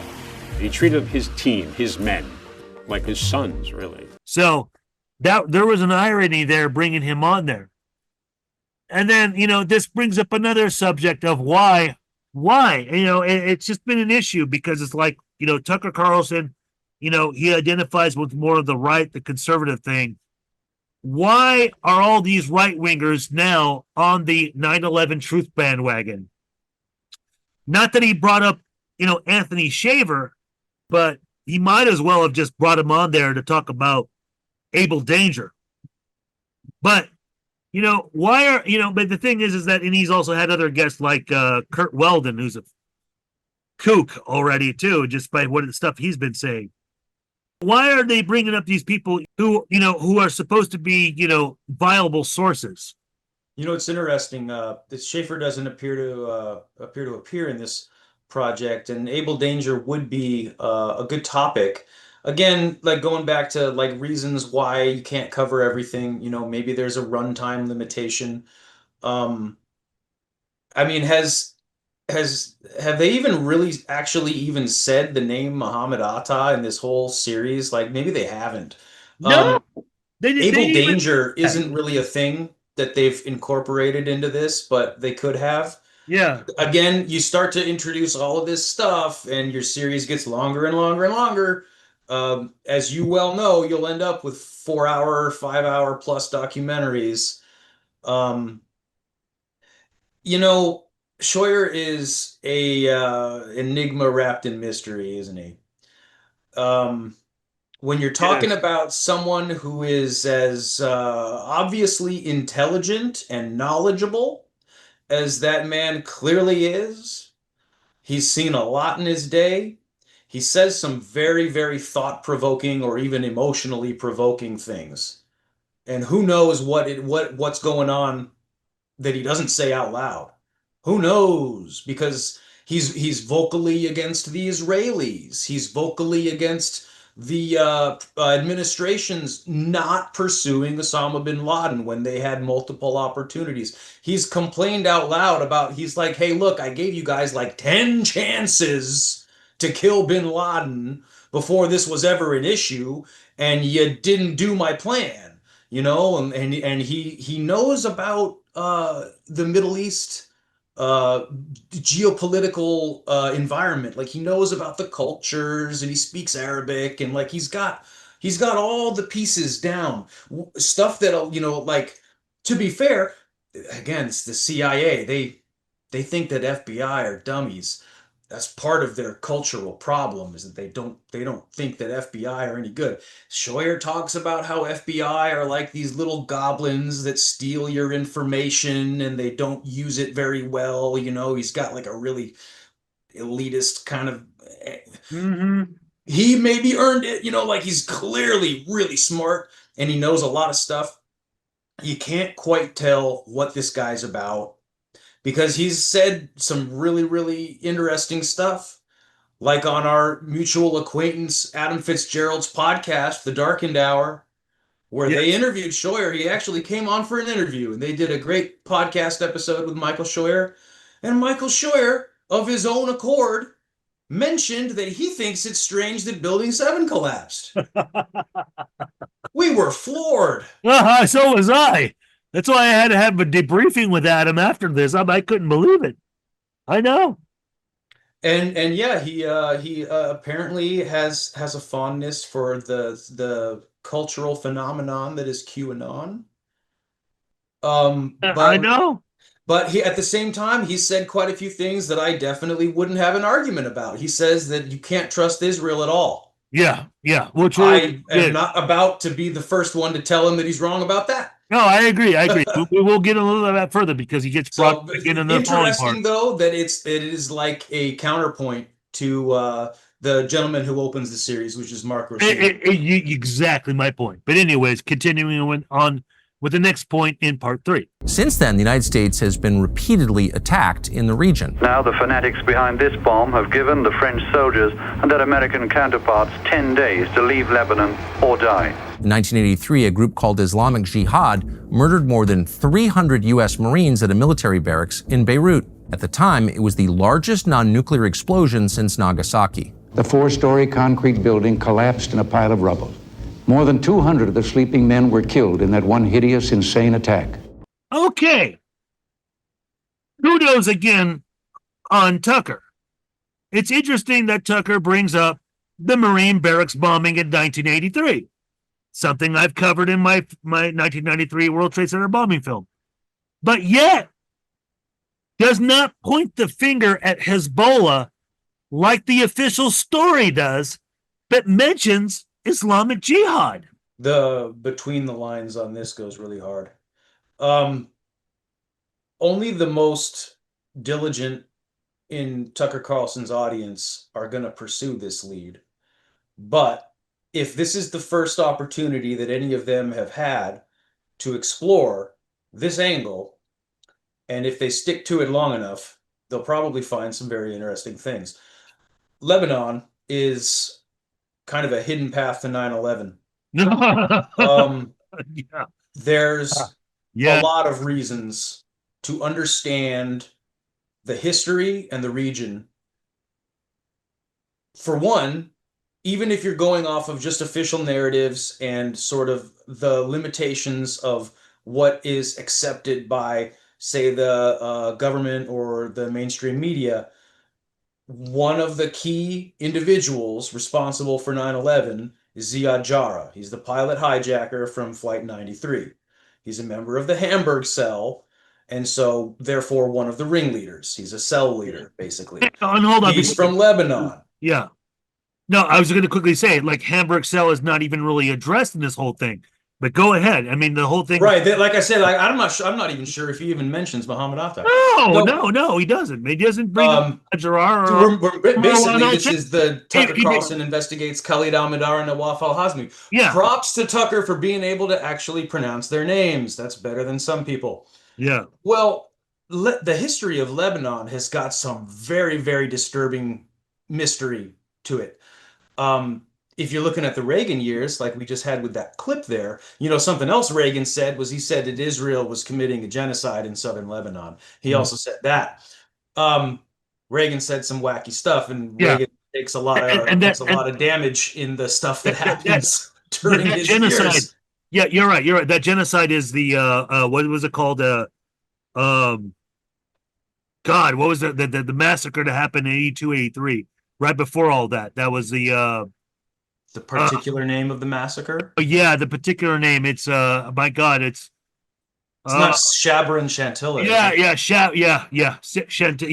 Go ahead. I'm sorry. Keep going. So the Israeli incursion in Lebanon, which is really, it's kind of just been off and on for like forever.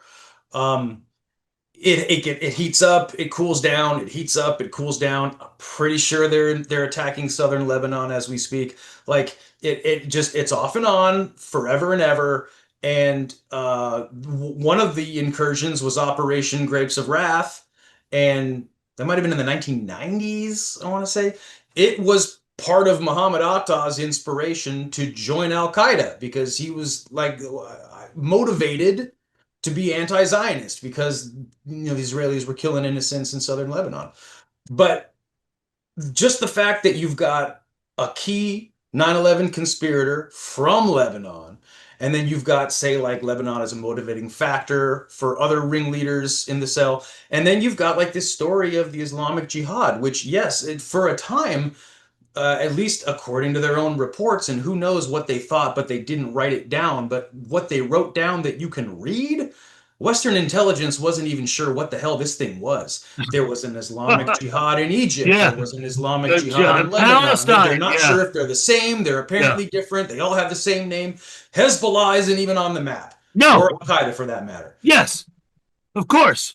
This is during the days of like the Marxist-Leninist terror, the Japanese Red Army and, like the communists, right? So this is before Arab the terrorism, Green yes. Menace. Yeah. Well, this is like kind of the beginning of the Islamic terror, is this attack on the Americans in Lebanon. And there's actually two major attacks. He covered one of them, but so not only is the attack on the Marines who were stationed there, which, hey, why was American Marines in Lebanon? Because Israel was attacking Lebanon and the Americans were sent there to keep order.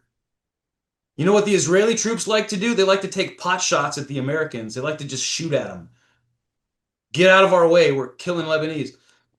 I just saw a clip on Twitter earlier today. IDF soldier interviewed back in the 80s in Lebanon. I saw that. Lebanese are animals. Yeah. Well, the other major terror incident that happens is the attack on CIA and the ambassadors, like basically the brass who were stationed in earlier Lebanon that as well. year. Earlier that year. So, right, they're kind of back to back. They are back to back. So the soldiers get hit, the Marines get hit, and then also the officers get hit. And CIA got wiped out. All of their key analysts, all of their key officers were killed in a terror attack. And that's a very peculiar type of thing to be introducing in this conversation about how the United States likes to attack itself. It could open a whole other door because that becomes the whole routine of all the hostages situations that happen afterwards. They were taking so many people after all that too, Very good point, because that happens before the hostage crisis. Yes. Very interesting to note. Yes. And again, this is before we even have a thing that we know as Hezbollah. So there's a whole hidden path there if you can cut the weeds back. I recommend everybody, if you haven't watched the Alan Frankovich documentary, The Maltese Double Cross. Sounds like it's a little off topic, but it's not if you check it out. Amen. So let's go to the next point. In 1993, a Pakistani national called Ramzi Youssef bombed the World Trade Center in Lower Manhattan. The key question now, was this a one-off attack or the start of a campaign of bombing? Well, that is interesting that Tucker brings up 1993. And not enough, because this is the same target, the main target of 9/11. But he simplifies Youssef as being a Pakistani national, when in actuality, he was half Palestinian. Plus, that most of the 1993 World Trade Center bombing conspirators were Palestinians. Tucker Carlson begins the story of 9/11 at Alex Station. Yeah. You could start it earlier, and you don't necessarily have to go back to the 1970s. You could start it in 1993 when World Trade Center was attacked the first time. Yes. That is also a valid starting point for the story. So he didn't start the story there, but at least he mentioned it. Didn't go in deep on it. And anybody who goes deep on the 1993 terror attack has a whole different perspective on 9/11. If you don't, you're going to be looking at 9/11 in a different light, and you're missing some aspects that it can benefit you as a researcher to understand this. Because like we're dealing with a cover-up, right? Like stuff is being deliberately withheld from you. So you have to use a little bit of deduction. you are able to deduce a little bit more if you've got the perspective of 1993 mixed in. Something that I mentioned, it might have been a few weeks ago, I guess, recently. Something I mentioned was, 1993 was probably supposed to be 9/11. Yeah. It has all the right pieces. In a lot of ways, it's better because you don't have Saudi Arabia to get in the way of your false flag. You can say the Palestinians are the problem, and it doesn't sound so crazy because you've got Nidal Ayad and Mohammed Salameh and Ramzi Youssef. You've got these guys are Palestinians. So if No, sir. No, sir. Yeah. So if an Israeli spy apprehended accidentally after the fact lets it slip that the Palestinians are the problem, then it jives because they literally did just hit the World Trade Center. And it also has the magic ingredient of, I dare say, the patsy. They've got Yassin, the Iraqi American who moved in. He seems a little dull, like he might not be that smart. Yeah. And he could be your Iraq connection. Yeah. So you can say, look, it's the Palestinians. Saddam has been harboring Palestinian terrorists since 1980. Hey, he was closely aligned with Yasser Arafat, which is exactly what the Israelis wanted to target it. Now that's a clean operation. But Mohammed Salameh was a fuck up, and Ramzi Youssef kind of was too. And so it didn't work. Yeah. And a lot of people forget about it because it wasn't as grandiose and it wasn't as horrific. And how can we forget Ahmed Ajaj? Easily overlooked Ahmed Ajaj because he gets apprehended at the airport. And I sometimes wonder if that was by design. I don't think it was by design. I think it just fucked up. But the fact that they were still able to make phone calls and that he had access to his manuals says a lot. It was just very... That is really weird. Yeah. He didn't get hit nearly hard enough when he was in lockup. That is really weird. He didn't.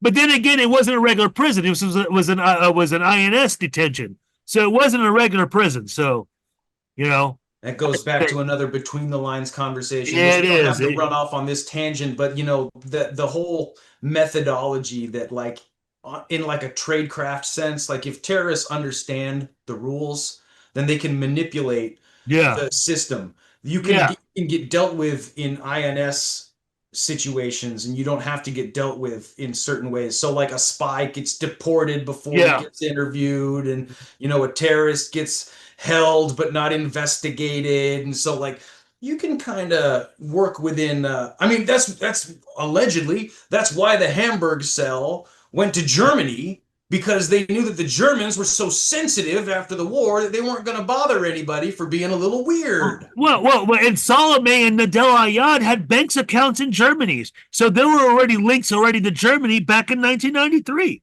and then goes back around in a great big circle. When a you big look at Lebanon, fucking circle, yes. And then we can't we're comparing, Ajaj and an INS facility, but then there's Nosair, and he's in a real prison. I mean, yet that guy, from later research we've been able to find out, he was able to access phones and be able to fucking coordinate things.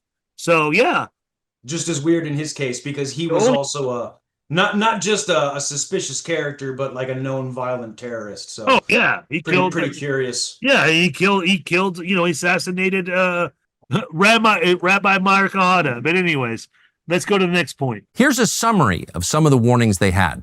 In December 1999, a 23-year-old Algerian man called Ahmed Rassam attempted to cross with a rental car on the ferry from Victoria, British Columbia to Port Angeles, Washington State. Thanks to alert border security in Port Angeles, Rassam was apprehended with hundreds of pounds of explosives in his car. His plan had been to set off a car bomb at LAX on January 1st, 2000. That's interesting that Tucker brings up this incident, but he doesn't spell it out as the Millennium Plot, Y2K 2000s attack, because there is so much more about this that's being ignored, like the plans for the overseas operation that did happen and the ones that did not happen. like the bombing attempt of the USS Sullivans in Aden, Yemen, which was the proto plan before the bombing of the USS Cole in Aden, Yemen, which Tucker spent a good amount of time on. What's totally being glossed over here is that the time frame is also within the same window of when Khalid al-Madar and Nawaf al-Hazmi, the ones that the hijackers involved with Flight 77 hit the Pentagon, first entered the U.S. Not to mention that there was a connection through phone calls from Rassam, Ahmed Rassam, to individuals that were linked to Fahad al-Thumari, who is all part of this whole Saudi link with these hijackers. You know, it's all part of the whole 28 pages wrap. Now, I can show you this. Long secret FBI report reveals new connections between 9/11 hijackers and Saudi religious officials. You know, this was written by Tim Gold and Sebastian Rotella, ProPublica, but I believe they got this through the law firm, or they were working something to do with, there's some association with the law firm suing for the victims' families. But, you know, just to get to the point.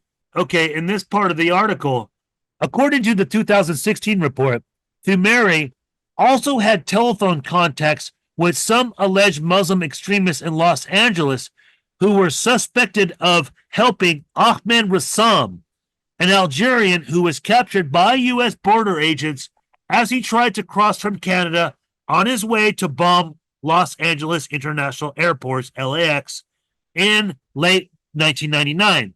It is not clear if the FBI determined the extent of those suspected connections. So, you know, this is something Tucker left out, and you know, it's not underlined. He's brought about all these early warning signs of 9/11 to occur, but the Millennium Plot was the biggest one.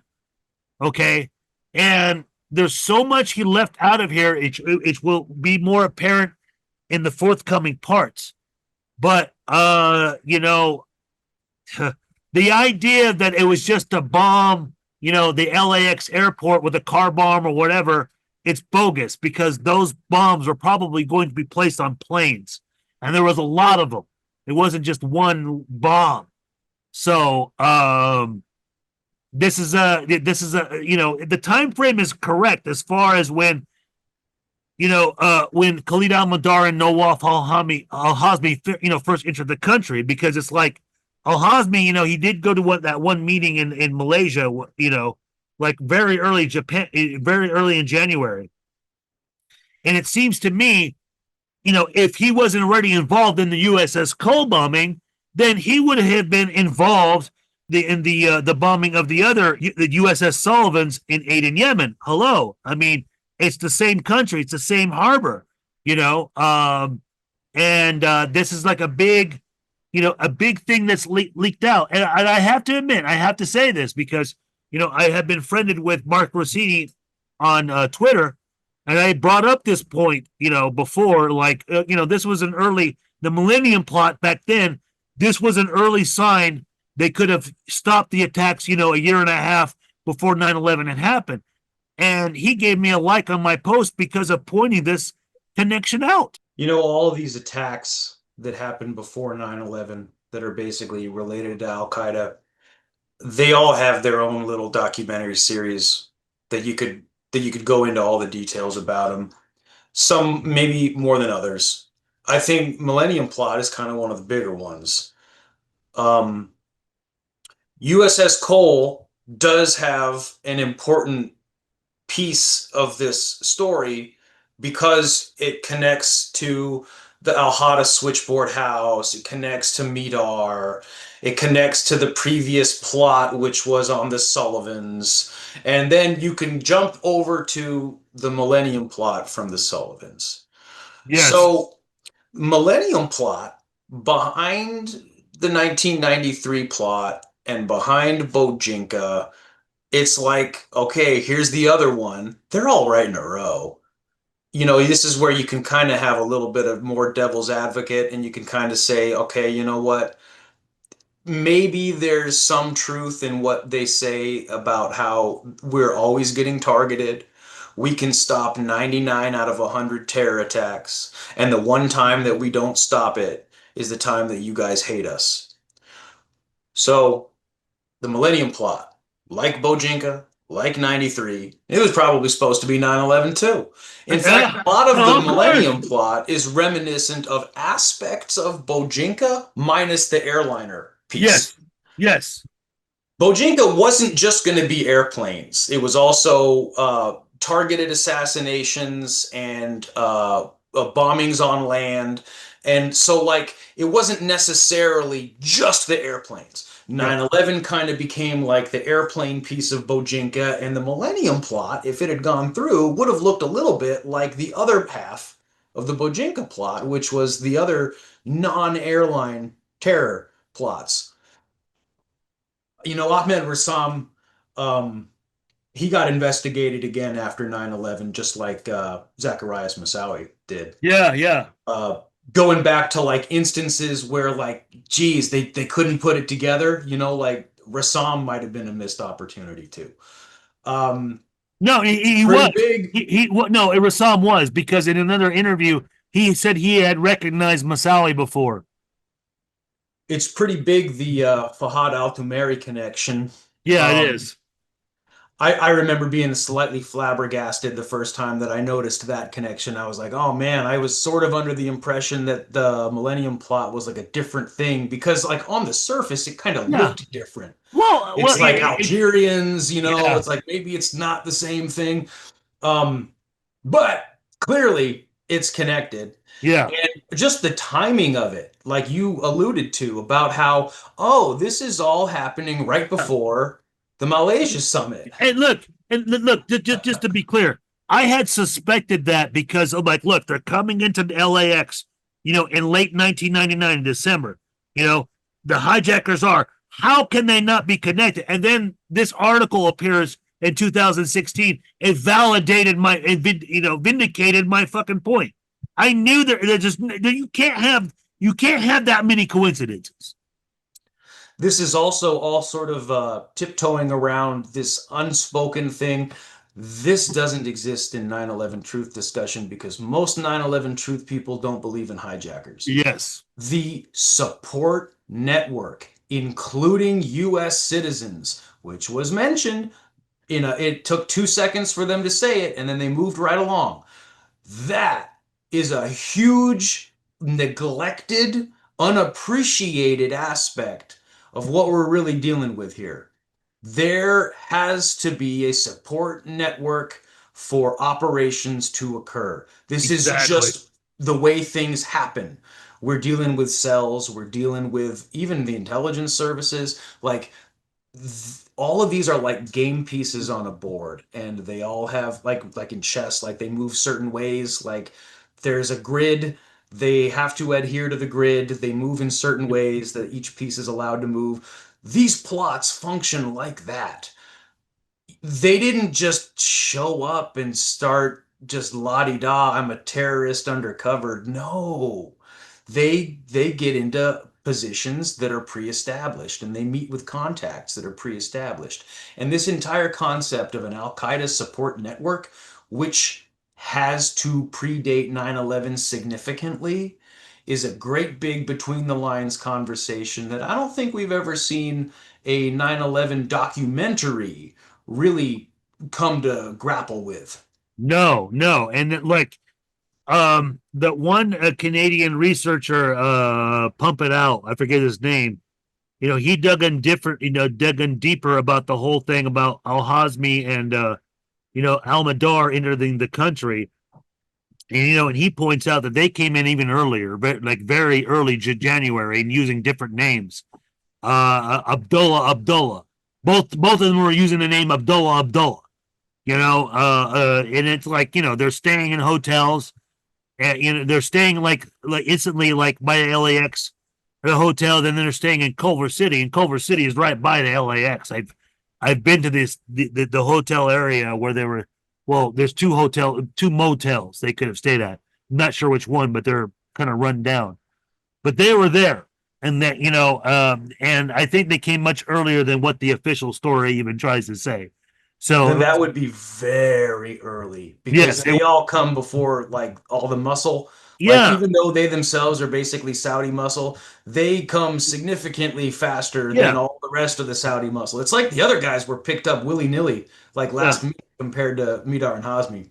Yeah, and like there's other accounts that try to say that Midar was really a Saudi, but I've seen other arguments, and I still believe it that Midar was Yemeni, and that he was. I can't confirm it, and if I could confirm it, I'd tell you. I think he is too. I think he was born in Yemen, and then his family moved to Mecca. when he was very young. It's the same situation with Bin Laden, but Bin Laden was. But I can't prove it. I've seen like one source that says that the family moved from Yemen when he was already born. Well, it's hard to tell. It seems like he was married to a Yemeni because he was following under the father-in-law apparently but the bottom line is that if we're to suspect he was part of the USS Cole, why should we not suspect he was going to be part of the USS Sullivans that failed?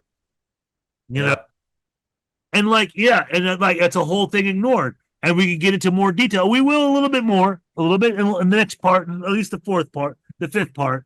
But it also brings about even which we're not going to completely go into detail about. But I mean, then also within the whole thing, what happens in Jordan, the plans that were supposed to happen in Jordan, becomes the story of Abu Musab al-Zarqawi.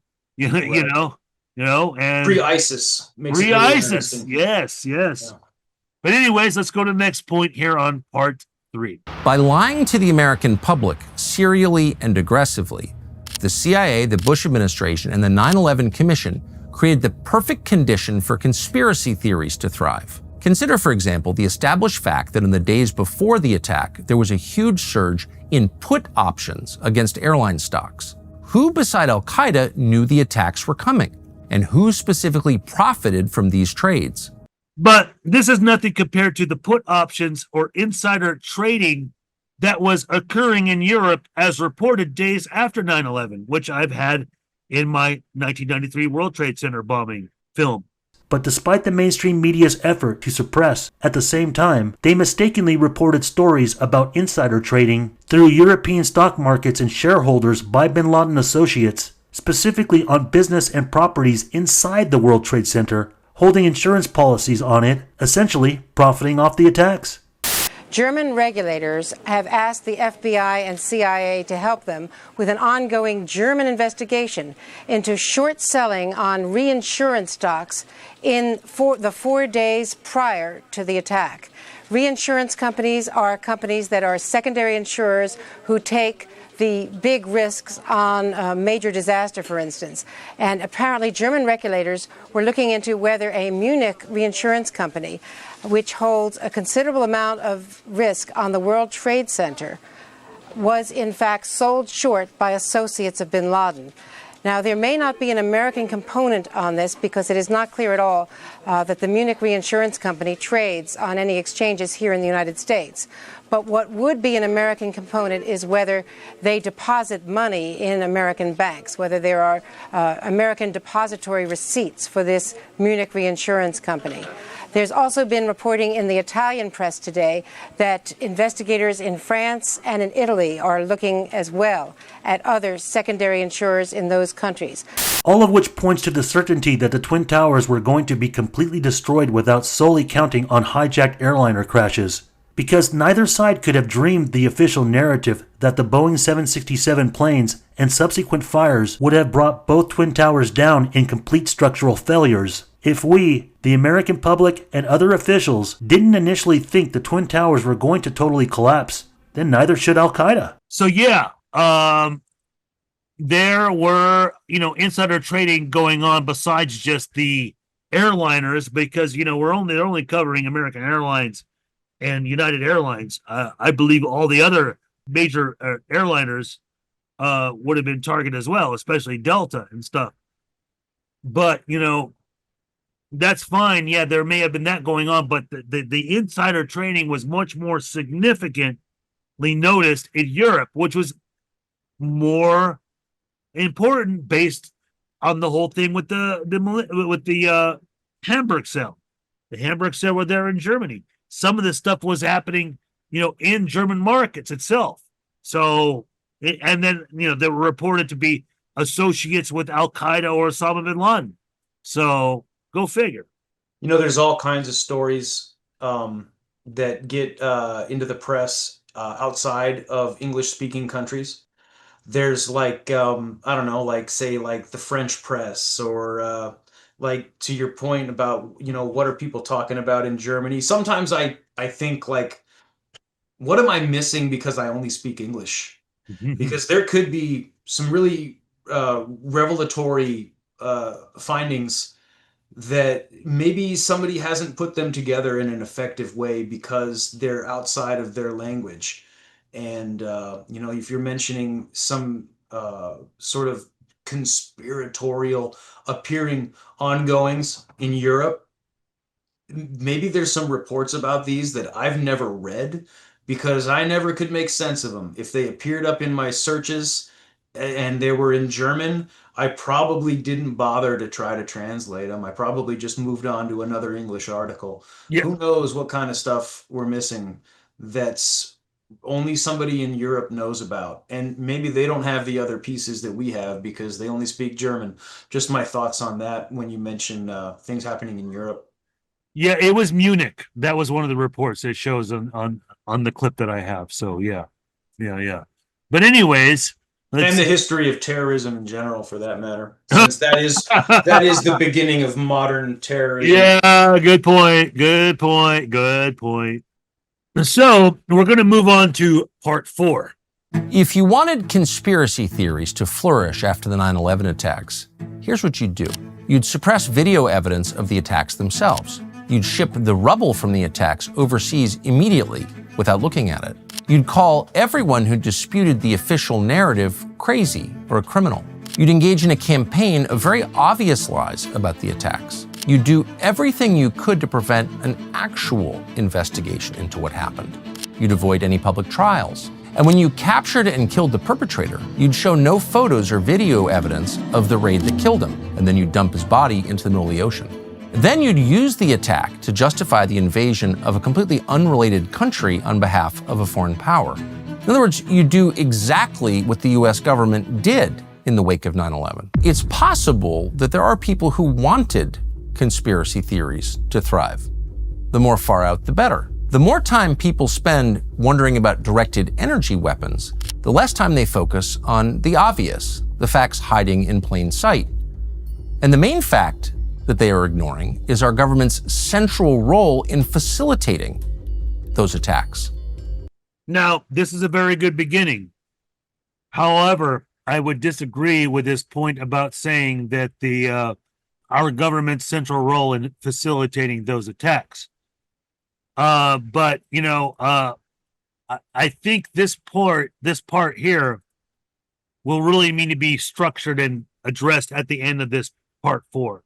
But it is a good opening. It is a good meaning, as far as you withhold graphic information, the video evidence of these incidents, and they foster conspiracy theories. Well, this episode, part 4, is the episode that caught the attention of architects and engineers for 9/11 Truth and the citizens investigation team adjacent type researchers who have a quiet but persistent, I would say narrative, but it's not really a narrative. It's more like they are desperate for there not to be any coherence. They finally decided to talk about the series when episode 4 released. And so the Freefall Radio did a podcast. I don't know if it's maybe the second longest Freefall Radio, behind obviously their longest podcast from a couple of years ago. Which we'll get into a little bit ahead because you're right. And episode 4 definitely has a lot to talk about. For me, it was the most interesting episode, and definitely because of starting off with a strong opening, like asking this this dangling question, which, you know, myself, yourself, prominent researchers in the alt media like Adam Fitzgerald talk about all the time, about if you're going to cover up something, then just cover it up with a bunch of dead ends, red herrings. And so that's definitely caught my attention in a series that I was really expecting to disagree with at every turn. That's one that really resonated with me, because I felt the same way about a lot of this stuff. If you wanted to obscure something, cover it up with a bunch of junk that people will never finish digging through because they're going off in every wrong direction. But here's the counterpoint. He starts off this episode saying there are legitimate questions. And his first legitimate question is regarding Building 7. And that's where I disagree. But I thought it was really funny that he did say the more time people spend wondering about directed energy weapons, the less time they focus on the obvious, the facts hiding in plain sight. That is absolutely true. And you know what he's pointing out about directed energy weapons. He's talking about Judy Woods, who's obviously bullshit, you know, and it was platformed by Jesse Ventura, you know. But you have to wonder, how much of this stuff did he look at, you know? Did he look at where did the towers go? Did he look at methodical deception, you know? Did he look at, say, Barbara Honegger? And, you know, there's a bunch of these, you know, kind of kooky conspiracy theorists out there that have many Hollywood story level ideas about how to explain 9/11. I don't believe he's mentioned Thierry Mason by name, even though he's gonna talk about the legitimate questions, and some of the other legitimate questions have to do with the Pentagon crash site. I'd just be curious to hear Tucker Carlson talk to me about what went through his mind as he uncovered all this stuff. I'm sure that he hasn't explained everything that he went through, because it was very recently that he changed his tune about 9/11 conspiracy. Yes. He had very harsh things to say about 9/11 conspiracy in the past. You make these claims, or appear to make these claims. Do you have any evidence that there were bombs in the building? Sure. Let's start with the collapse of Building 7. Can you roll the video clip that I sent to you? Okay, I'm not sure if we can. Alleging not simply a cover-up by the U.S. government, but by the entire American media. It's totally implausible. Like, we would report that if that were true. Tucker, not quite entire. It is wrong, blasphemous, and sinful for you to suggest, imply, or help other people come to the conclusion that the U.S. government killed 3,000 of its own citizens. And if there's any evidence that the government was behind 9/11, I believe anything if there's evidence, but there isn't any. So knock it off. Have you seen Building 7 collapse, the Solomon Brothers building? No. I want to show you that right now. Yeah. And, you know, that will bring up the point. I might as well get into it now. You know, the thing that makes me not trust Tucker is not so much what he's covering in this film. You know, it's who he is being inspired by and who he has been associating with. It isn't so much of the recent interviews, it's Alex Jones. You know, I see him a little bit defending him too much. You know, thank God he ain't defending him on the Sandy Hook stuff, you know, I was obviously BS. But, you know, he started his whole career as being BS. Basically, he started with 9/11. So, you know, that's the issue, you know, that I have with Carlson and anything else. If he had distanced himself from Jones, if he had not been defending him or even referencing him, he has on other things, I'd have a little bit more respect for him. But I can tell as we get into this part 4, this is too much influenced by Jones. But anyways, continuing on with the next point on part 4. Building 7 had a pretty amazing list of tenants. They included, ironically, the New York City Office of Emergency Management. That would be the agency responsible for responding to the 9/11 attacks. On the 9th and 10th floors of Building 7 were the New York Field Office of the United States Secret Service. The equipment and records they kept there were destroyed that day when the building collapsed. The building's 25th floor was home to a secret CIA office. Its records were also destroyed. Across the 25th floor was a Department of Defense office. It's unclear exactly what it was doing there. Building 7 was one of just 3 buildings that collapsed that day. The collapse of the other 2, the Twin Towers, got extensive coverage in the 9/11 report, of course. But Building 7 was almost entirely ignored. Okay, so many problems here. There weren't just 3 buildings that collapsed that day. There was also a smaller neighboring building that was green that had also been reported to have collapsed after Building 7. I've only seen it in one local New York channel. It's hard for me to find that clip. I don't have it, but it does exist. And it's a farce that Building 7 was entirely ignored. It was reported on consecutively after it had come down, and even days afterwards as the rescue, recovery, and cleanup were going on, since the building was burning and producing a lot of disrupting smoke. Secondly, the building was made an issue during Rudolph Giuliani's attempt to run for the Republican nominee in 2008, because he was the one who made the decision to put the OEM, the Office of Emergency Management, there, which became ineffective since the towers fell on it. And thirdly, Building 7 may not have been covered in the initial 9/11 report, but it was forced to do so secondarily in a follow-up report expansion, only because conspiracy theories made a big stink about it not being included in the official 9/11 Commission report. And in the defense of the CR, the Commission report, Building 7 did not need to be covered at all since nobody died. You know, it's this is what I said earlier about it's too little too late. This is really, Adam Fitzgerald already said it in his review of this series. All this stuff is old information. And Building 7 is an old topic of discussion that does not lead anywhere, regretfully, unless some undetermined evidence is assembled to make it a coherent part of a conspiracy. It's highly speculative territory. It plays around in the realm of basically anti-Semitism.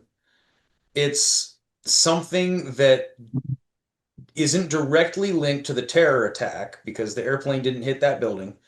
So it's an indirect consequence. And it makes sense that that's how it was treated in the investigation. Again, we're looking at an investigation that was practically trying not to get to the bottom of things. But, you know, for myself, and I know that you share this concept as well, there's this major obstacle when you're talking about Building 7 in a conspiracy sense is there's this problem of why 5:20 p.m.? So ultimately what you have is you have a building that burned uncontrolled for several hours, probably about 3 hours. I'm trying to be fair here. No, 7 hours. The fire commissioners decided by somewhere around like 1:30 or so, they had decided that they couldn't save the building and it was unsafe, and so they were not actively fighting the fires at that point. So there was a burning building with uncontrolled fires that had been structurally damaged by large debris. And it burned for several hours and collapsed.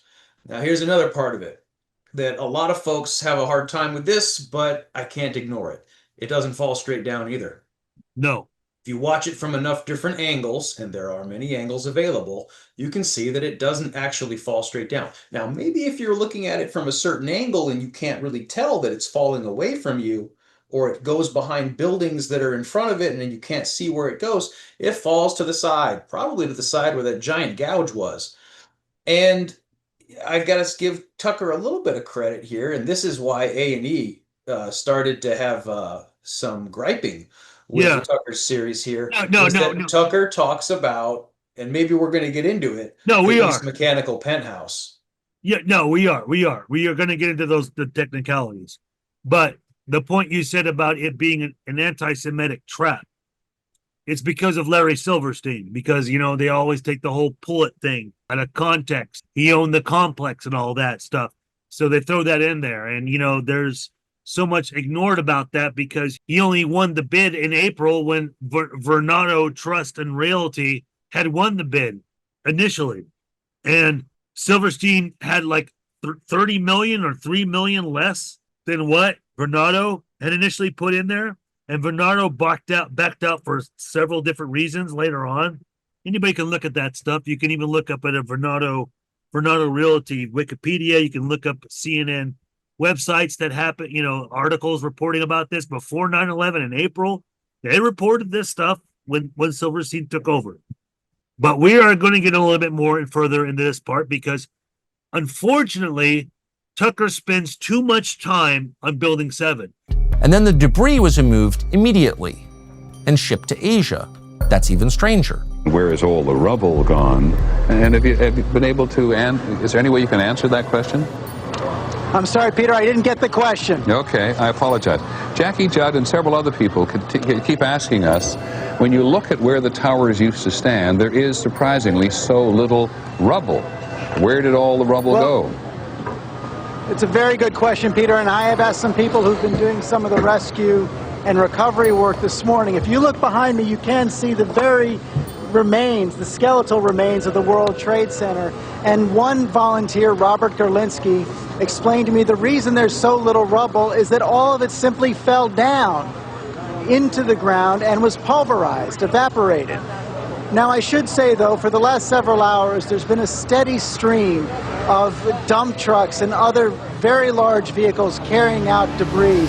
Okay, well, this is not accurate at all. The debris wasn't immediately shipped over to Asia. Most of it was shipped over to Fresh Kills landfill, where they were going through it, where they were ripping through it, taking things apart. They even took full-blown, fire trucks and dismantling and all that. Did they test for explosives? No. They did a lot. They didn't do jack there. But the idea that this was just quickly shipped to Asia like that is BS. It's a meme that took hold. This is kind of the first point in the series where he just gets it kind of off. A lot of people tell that story, but it's inaccurate. But not only the fact that we do know that the wreckage was sent to Fresh Kills. We do know this, but not only that fact, I think there's a problem with people's expectations. Yes. It's like they think that, all the debris should have just been laid out on a lawn somewhere, or it should have just gone to a warehouse somewhere so that we could examine it and find the traces of explosives. That's kind of the mentality that people have regarding all of this, and I don't think that they really have an appreciation for how much wreckage we're talking about here. World Trade Center was like a city on top of a city. And it was. That is a lot of debris to be just laying out on a lawn somewhere to ID tag every piece. Yeah. And swab every piece with a Q-tip. Yes. Each tower had its own zip code. You can't really just put it somewhere to look at all of it. Even if you wanted to, which I'm sure they didn't want to. Like, the logistics involved with all of this, the costs, all of this is enormous, like beyond comparison. It's all unprecedented. The whole thing is like unheard of. It's absurd. And the big thing that's being left out, they always forget this. They don't look at the old news reports, and I have, was to get the debris removed out of fucking ground zero wasn't just some, we need to cover it up. No, they needed to remove all that crap because they were still looking for survivors. They were still hoping they could find survivors. Unfortunately, they didn't find any really until like maybe the next day. They rescued a few firemen, a few police officers or firemen. I forgot. But they tried. There was these, the reports of phone calls, cell phone calls being made of people trapped below. They never got to them. So that was a whole rush of getting all that debris out of there. So they're forgetting that this was a rescue and recovery operation first before a cleanup. So that's all been forgotten too. You can only imagine the types of people that spurred that conversation forward. Like, they should have been focused on the testing for explosives. Yeah, I know. They should have been focused on finding the explosives Because these are like probably the same people that thought that they were tossing mannequins out of the buildings and nobody died. You know? Yeah, exactly. Okay, let's move on to the next point. Our ability to analyze the collapse is limited by the video that we have. We don't have footage of the south side of the building where the fires were, because the cameras there were likely destroyed or obstructed by the collapse of the Twin Towers. One issue with the controlled demolition hypothesis is that the widely circulated video of the building coming down is selectively edited. In fact, the building did not exactly collapse all at once. It came down in 2 stages. What you're seeing now is the full video of the collapse. It shows the penthouse collapsing first, and then very quickly, the rest of the building going. The unedited video leaves more questions than it answers. It calls into question the official NIST narrative, but it doesn't conclusively show a controlled demolition either. Yes, he is absolutely right. He is absolutely right that when he says it doesn't conclusively show a controlled demolition either. Now, everybody's going to hate me for saying this stuff because, well, look at it. Oh, look at the way it comes down. Asymmetrical collapse. Look at the kink in the middle. Now, you can see this video. It is produced by Edward Current. Edward Current was a 9/11 truther at one point, but he stopped being one once he started to realize that, well, 9/11 truth was full of crap. And I will link the video in the description. He has a very extended one he put out during the 20-year anniversary about Building 7. It's 18 minutes long. I actually kind of helped him with it because I provided him some other models done because, you know, well, me and him both agree that NIST did not put out a sufficient model of the building coming down. And obviously, neither did Alaska Fairbanks University or University Fairbanks of Alaska. They are referenced in the Tucker Carlson series. But you can see it for yourself.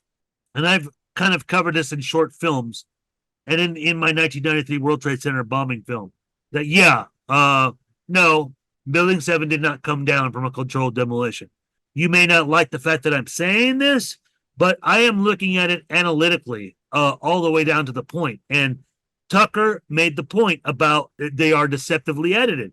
Yes, they are, because most of the time they are only shown when the penthouse already fell in, and then when the rest of it is coming down. This was done as a commercial called Building What, which was all, a big old campaign, pushed by architects and engineers for 9/11 Truth, probably 2008, 2009. They were pushing in it. They got TV commercials for it, all that stuff. So yeah, it is deceptively edited. And yes, there are multiple angles. And yes, there are people who are angry at me and the people who will unsubscribe from me for saying this. I don't care. I've been in this whole thing for a long time, and I have talked with David Chandler, which I respect David Chandler because, well, he's been in opposition with the Pentagon, and he believes that the Flight 77, the plane really struck. But when it comes to this part, I just think he's wrong. And I understand why he still supports this whole thing with Building 7 being controlled demolition. It's kind of his bread and butter. It's been why he was so relevant in architects and engineers for 9/11 Truth. Although that organization is, by what I know from my experience, even knowing Richard Gage, it's irrelevant. All I can say is watch the Edward Current video. You need to check out the Cosstack Studios demonstration of the building coming down. And you have to look at it analytically, very, very, very close in detail. You have to look at the exterior walls. Why aren't they coming down? Why aren't they showing a asymmetrical collapse?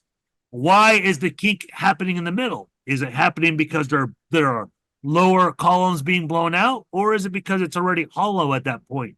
Is it bending inward? I have a whole playlist debunking Building 7. It's on my channel. You can see it yourself. I don't want to spend a whole long time on all this because I invested so much time myself in so many ways believing that it was a controlled demolition. And there's a long story why I started figuring out why. And I'm not going to get into that. But I'm just going to say,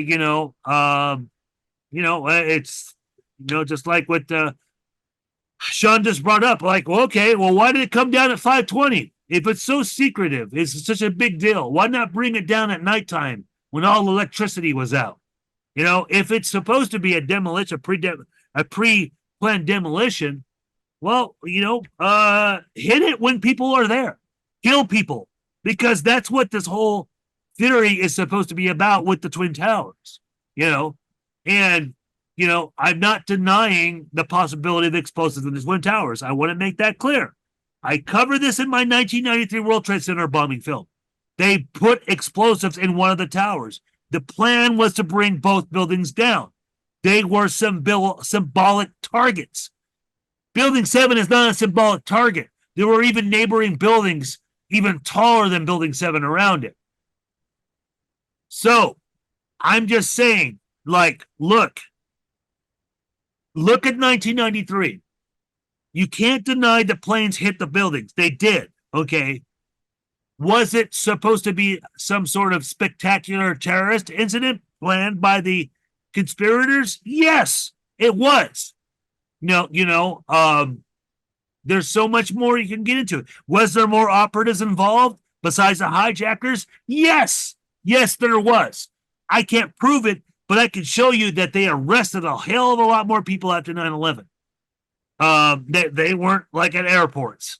They were doing weird activity. So all I can say is that Building 7 is a waste of time. And I will put it in the right words of Adam Fitzgerald has put it. You know, the crime of Building 7 is not controlled demolition. The crime of Building 7 is convincing the public that it is a controlled demolition. Well, at the risk of spending a lot of time discussing this, I do have a few things to add. Hey, I wish it was a slam dunk. I don't look at 9/11 just from the perspective of the Gulf. I look at 9/11 from the perspective of the Levant as well. And I'm not going to dismiss real connections that could link to some kind of Israeli involvement. But I don't think Building 7 is the tip of the spear that's going to break that armor. For me personally, pull it means about as much as our purpose was to document the event, which is not much when you're getting real with it. So I think Tucker is being fair in basically presenting it in a sort of just asking questions. We're not sure if he's a beginner. But when we're this late in the game, I think it's kind of weak on his part to even be making this a component. It's a little strange that he didn't open with it and he saved it for later. I don't know. Maybe he was trying to ease people into this discussion, but we've already had this look at Building 7 and he's asking questions that have kind of already been answered. So even if he's playing the just asking questions game, he's asking old questions that he didn't find the answers to. So this kind of also goes back to, like, what did the production of this series look like behind the scenes?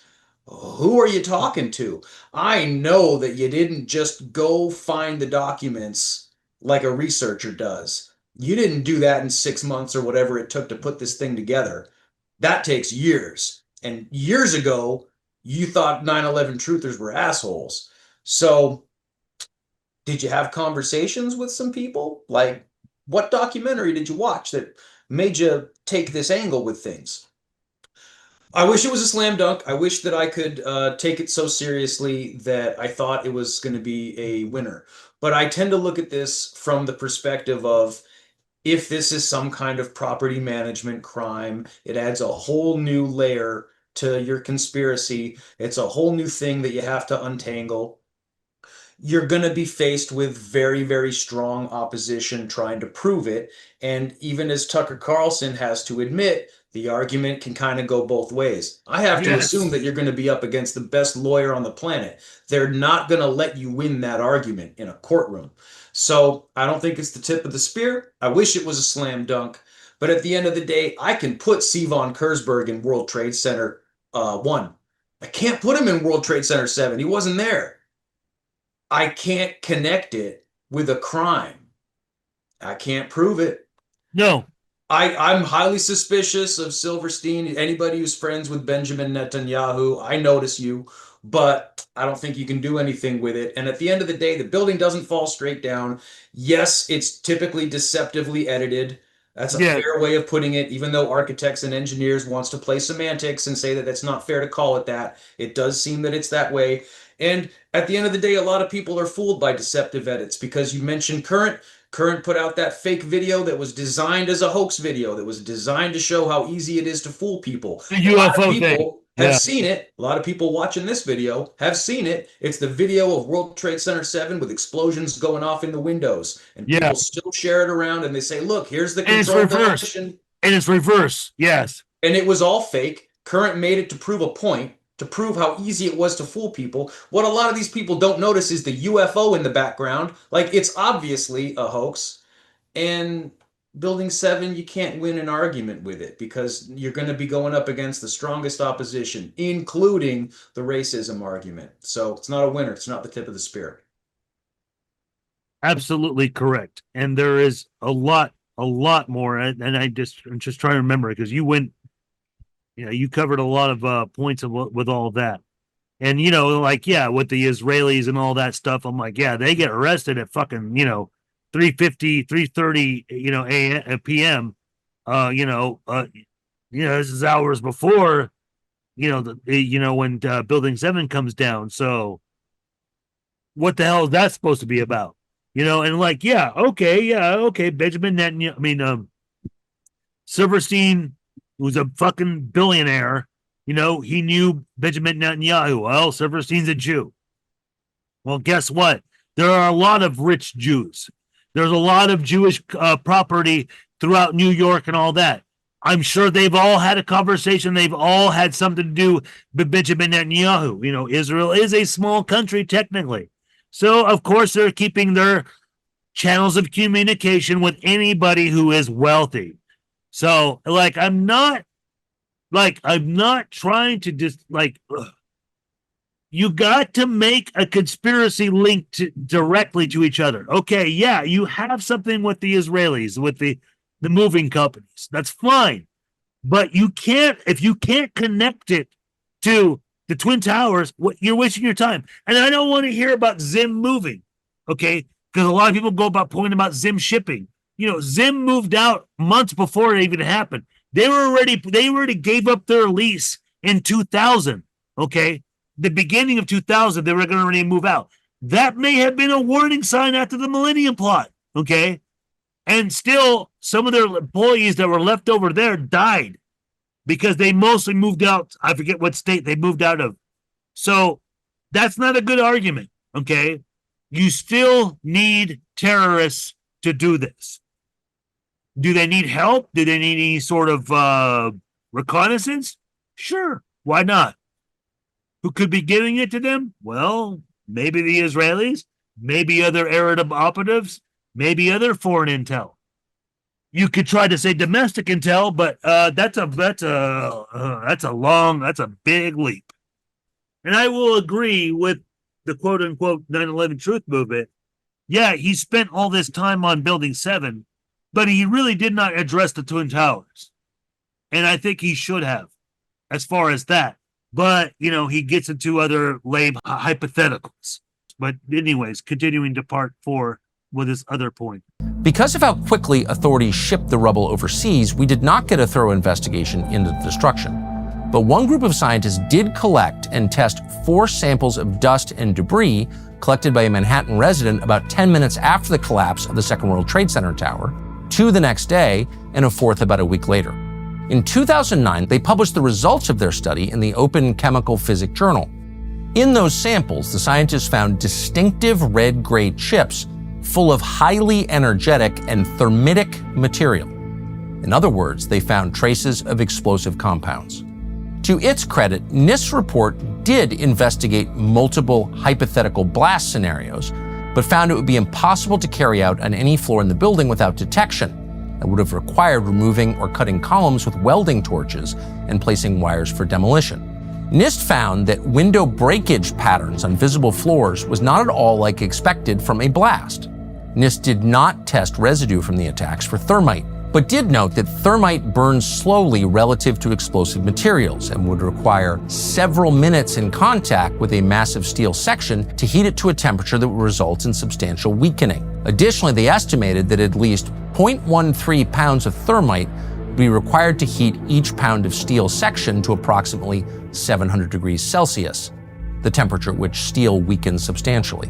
Which means that if Building 7 were demolished using thermite, many thousands of pounds of thermite would need to have been placed inconspicuously ahead of time, remotely ignited and somehow held in direct contact with the surface of hundreds of massive structural components to weaken the building, making it an unlikely substance for achieving a controlled demolition. NIST also says that an explosion big enough to take down the building would have been considerably louder than any noises recorded around the time the building collapsed. Yet, eyewitness accounts say they did hear explosions inside the building. All this time, I'm hearing all type of explosions. All this time, I'm hearing explosions. We attempted to interview that witness. His name was Barry Jennings, but he died at the untimely age of 53 just 2 days before NIST released its report on Tower 7. A lot of things wrong here, because I'll flat out say it. The use of thermite or nanothermite has been debunked. The alleged dust samples with red or gray chips found from a Manhattan resident cannot be trusted because they had been held for 6 to 7 years before any sort of research or study was done for it to come out in 2009.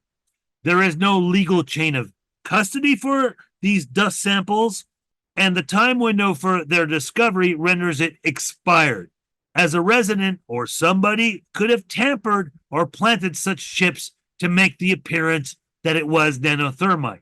Despite that, the chips have been proven to have been paint chips. Now, this becomes the only point where the Twin Towers are addressed, but in the manner of a hypothetical of nanothermite being used, although NIST makes a good case of the impracticality of using thermite, they don't make a good argument for any other explosives being planted, being that they are judging such a scenario by an industrial or safety standard of a controlled demolition rather than an intention not properly controlled, but instead half-assed and not meticulously and extensively placed, just to make sure that the buildings come down as an added spectacular or predetermined feature to the attacks from the plane impacts. Even though a brief interview of Barry Jennings is shown here, which came from Loose Change 9/11, an American Coup from 2009, it must be pointed out that he did not believe Building 7 was brought down in a controlled demolition, as he had stated on a BBC special about Building 7, which I can just show you the clip right now. Conspiracy talk shows and websites seized on an interview for Loose Change with a crucial witness, Barry Jennings. There's no evidence that anyone died in Tower 7 on 9/11, but did Barry's interview suggest something else? The amount of detail that Barry gave us in this interview was unreal. He says he was stepping over dead bodies in the lobby. Trouble is, Barry Jennings himself disagrees with their interpretation of his words. I didn't like the way, I was portrayed. They portrayed me as seeing dead bodies. I never saw dead bodies.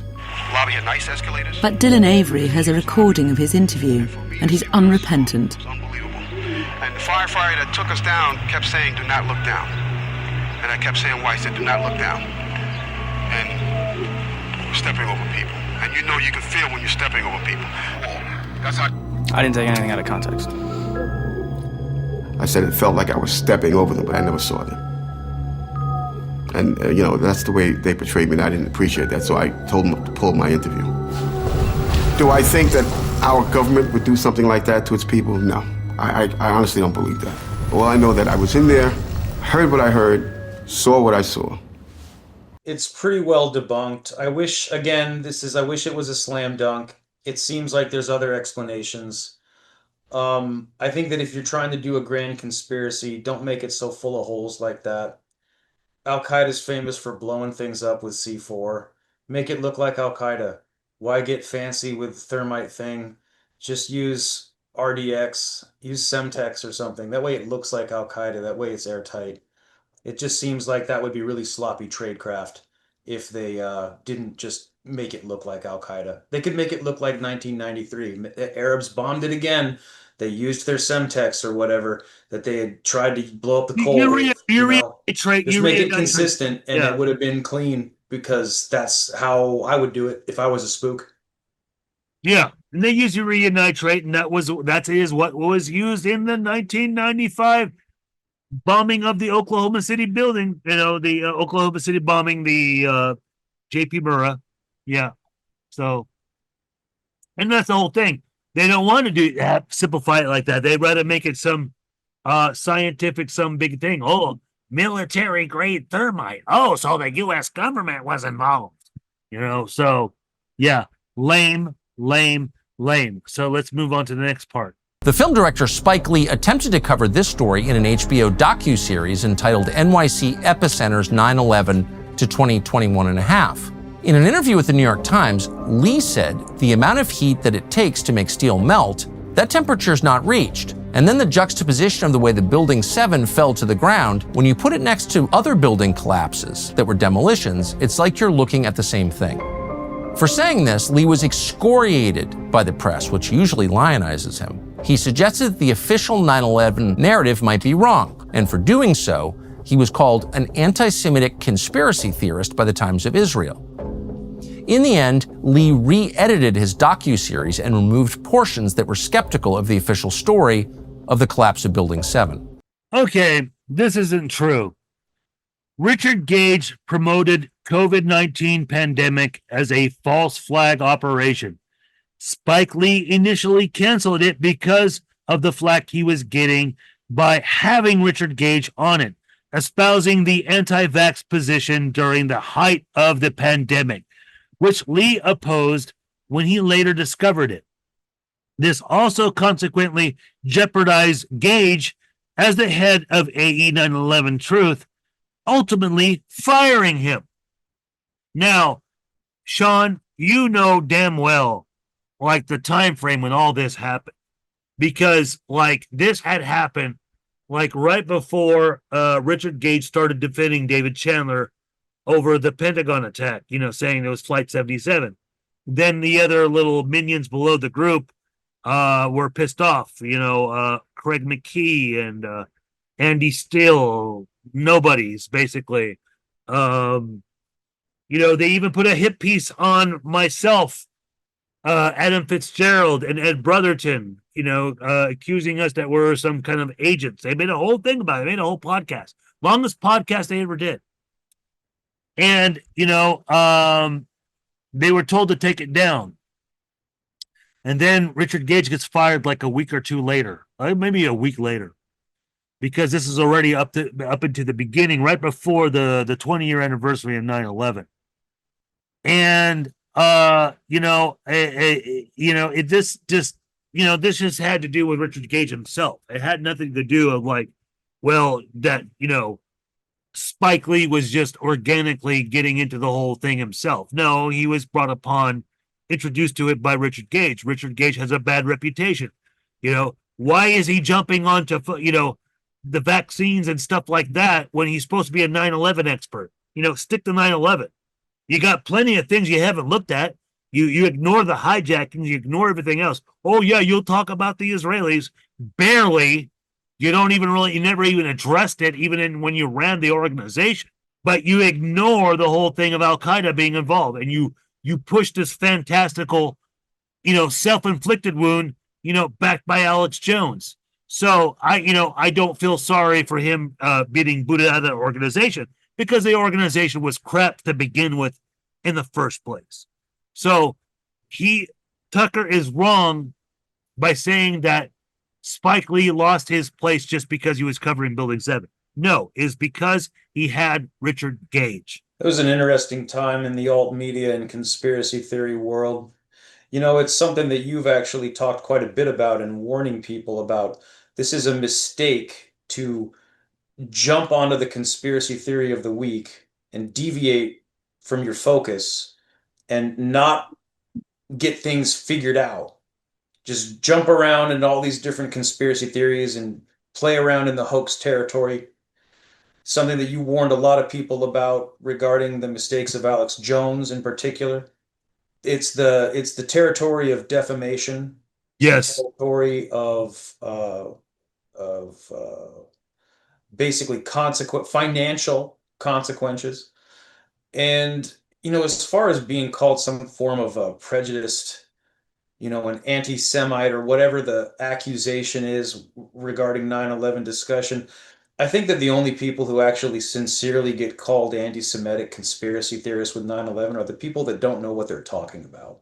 If you actually learn these details, if you actually do the research yourself, nobody's going to accuse you of doing that, because there's a certain way that people who just picked up a meme, the Johnny come lately that just saw a spicy meme, Yeah.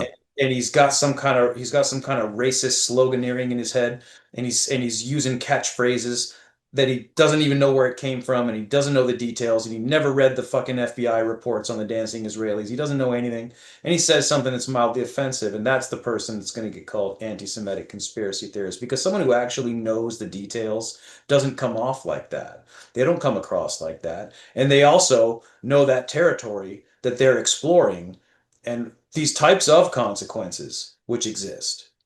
So it's really an odd item to have included in the series on Tucker Carlson's part. It's something that I wouldn't have even spent time on. No, I agree. Since we're talking about like how much can you fit into your series, like does stuff end up on the cutting room floor? This is stuff I would have cut and done something else with that runtime personally. Yeah, I agree. Why even bring it up? I mean, it just gave me an opportunity to just, to elevate myself and Adam Fitzgerald, because that had happened right before, right before they, Spike Lee kicked him out of all that, and they booted out the AE section, and then AE booted out Richard Gage, and yeah, I've been defending, David Chandler this whole time on the building, on not Building 7, but on Flight 77. But, like I said, I just have differences with him on all that. But at least, with Chandler, it's like, okay, he's willing to accept, yes, Al-Qaeda was a real thing. But anyways, next part of the part 4. Another unusual aspect of Building 7's collapse is that some media outlets reported it happened before it actually happened. Here's footage of the BBC reporting that Tower 7 was down. Keep in mind, this was filmed live 20 minutes before Building 7 actually collapsed. Jane, what more can you tell us about the Salomon Brothers building and its collapse? Salomon Brothers was Building 7's major tenant, and you can see the tower in the background of the shot. Was that just rushed reporting on the day of the attacks, or did the BBC have advance word that the building was coming down? Okay, another big mistake from Tucker Carlson, because the BBC News wasn't the only news outlet that reported that they suspected that Building 7 was going to come down. A lot of other local channels and other main channels reported this, and they were covering this like before noon on 9/11. So why does he keep repeating this tired, old argument about 5 p.m. from BBC? It's weird. I'll give it that. It's a weird coincidence, but you're talking about a really complicated event. There's a bunch of bizarre things that happen. It's focusing on a foreign report, which is something that you kind of have to mess around with as well. These people aren't in New York. They're looking at this feed from across the ocean. They don't really have an idea about what's going on. And you're still dealing with the problem of 5:20 p.m. It's just super bizarre circumstance that it happened to happen behind the newscaster. I get why that gets people's bizarre videos catch people's attention. But it happens behind the newscaster. It's like a meme. It's like a joke. It is. It gets people's attention. I think it's a freak coincidence, but it is freaky. I don't think it's a freak coincidence at all. It's a meme, just like the whole thing with Larry Silverstein saying "pull it." Okay. It was reported multiple times from other news outlets that it was going to come down. I have seen it from local channels. I have seen it from CNN that them saying at like 11:30 that building was going to come down. It was reported at least 5 times before the BBC reported that. So why are they still going back to BBC? Why don't they talk about all the other times they suspected it was going to come down? That's my point. And most people have not seen those reports. I've seen them. I've even found additional ones that weren't even covered by debunkers. You know, from a newscast, I think I still have the clip of my files.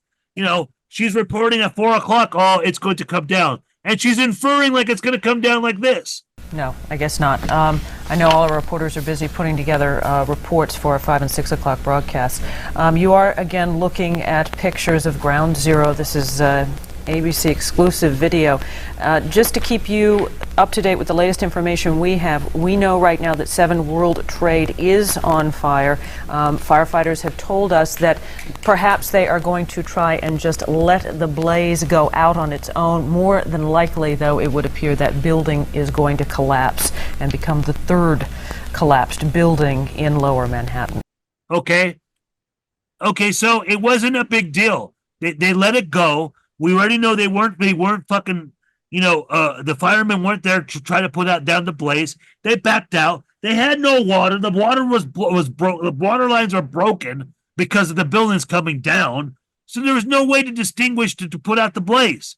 Okay. So it's just, you know, it's just upsetting to see him rely on a typical retarded 9/11 truth talking point. That's just, you know, it's just been debunked. It's just like, why are you still relying on that CNN report? Go back and look at other reports. They knew it was going to come down. They knew. It's not that just they knew they wanted to come down. They wanted it to come down because they didn't want to go in. Nobody wanted to go in that building, you know, and they just like let it go, and they expected to, and it came down at 5:20. It's not a demolition. Period. And that's it. Well, there's no doubt that the Israelis and probably the British had better information than the people working against Osama bin Laden in the agency. Much better information. And yet again, Schroer is being interviewed as a source to talk about the Israelis having foreknowledge. But according to Jeremy Roth-Kushel, from whom I've interviewed, good friend of mine, he had asked Schroer years ago about the Israelis, and he knew nothing about them. He knew nothing about the dancing Israelis at all.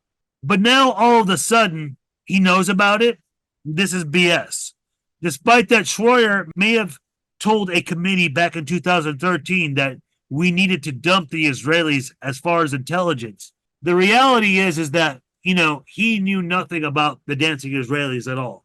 And unfortunately, the way the Tucker Carlson episode, the way it's editing it in a manner as in he knew something about it. He didn't. I can even show you because from Jeremy himself, who talks about when he met with him. I mean, this is a part of the issue too, with like even Michael Scheuer. Now I know Adams like interviewed him, and I talked to him. This was one of the things I became suspicious of Scheuer. Of like, I talked to him in 2007 at the Hammer Museum. By the way, the Hammer Museum is outside of where I talked to Bear. And it was always this Ian Masters from KPFK, the Pacifica Network. But last thing I want to just finish the arc on with Scheuer is I met Scheuer at an event at one of these Hammer Museum events. And basically he was saying, well, his normal line of we have to just be willing to kill a lot more people or we're not going to win this war on terror. Or we have to, understand our enemy better and sort of reifying in a weird way, like Osama bin Laden and all that. And I asked him about the celebrating Israeli intelligence on 9/11, and he'd never heard of it. And, that's possible. I guess that's possible. Yeah, it's possible. It's possible. But I mean, we're at 2006 or 7. You would think that the guy who was like angry about like the, U.S. missing bin Laden and 9/11 and how he was sort of sort of in the midst of it and set up in a certain way, Yeah. would have like at least heard it. Bob Baer knew about it, but I guess Bob Baer, maybe he had a wider sort of, bunch of sources or that kind of thing. Oh, he does. He does. When it goes back to his past being in in Lebanon and Morocco and all of that, and he's paid enough attention to the access in Europe with all of that. So yeah, That's true, and also he had a relationship with the Israelis. And Yes. you're right. It's his actual being a field officer would actually lend him towards a wider scope of information.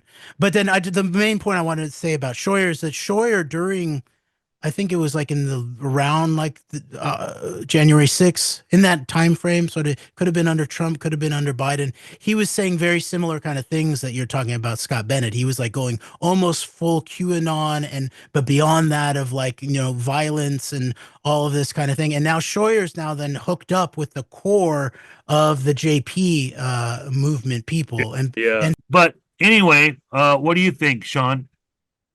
It's kind of framing up a sort of tone in the series, which CIA carries the brunt of the blame in this way of telling the story. Yeah. I believe it's in this series that in one of the clips of Scheuer mentions that they didn't believe anything the Israelis told them. Something to that effect is what he mentions. So there's like this conversation about, hey, did Israel try to warn the Americans? Was there something? If they did, then according to Scheuer, then he's saying, well, then if they told them something, they wouldn't have believed it. And that's another deep discussion which goes off in the weeds about the two agencies' relationship. Like basically the foreign intelligence services for the United States and Israel, basically CIA and Mossad. In the conspiracy theorists discussion circles, usually those things are discussed as if they're the same thing. And I am not convinced that those two things are one and the same. I tend to take a different type of approach to it. My position is probably less common.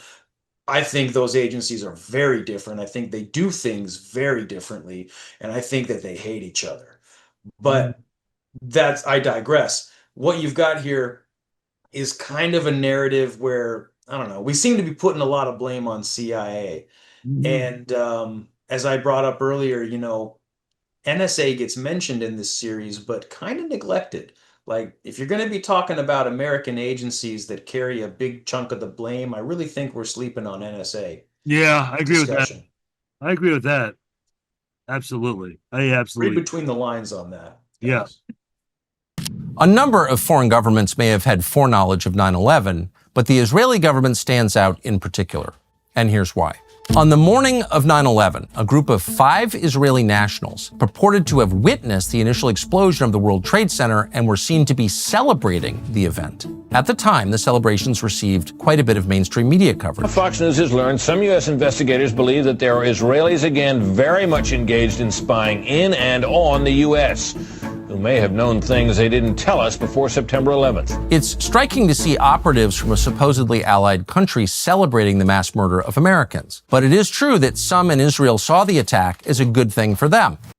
It's great that Tucker covered this, but he left out so many details.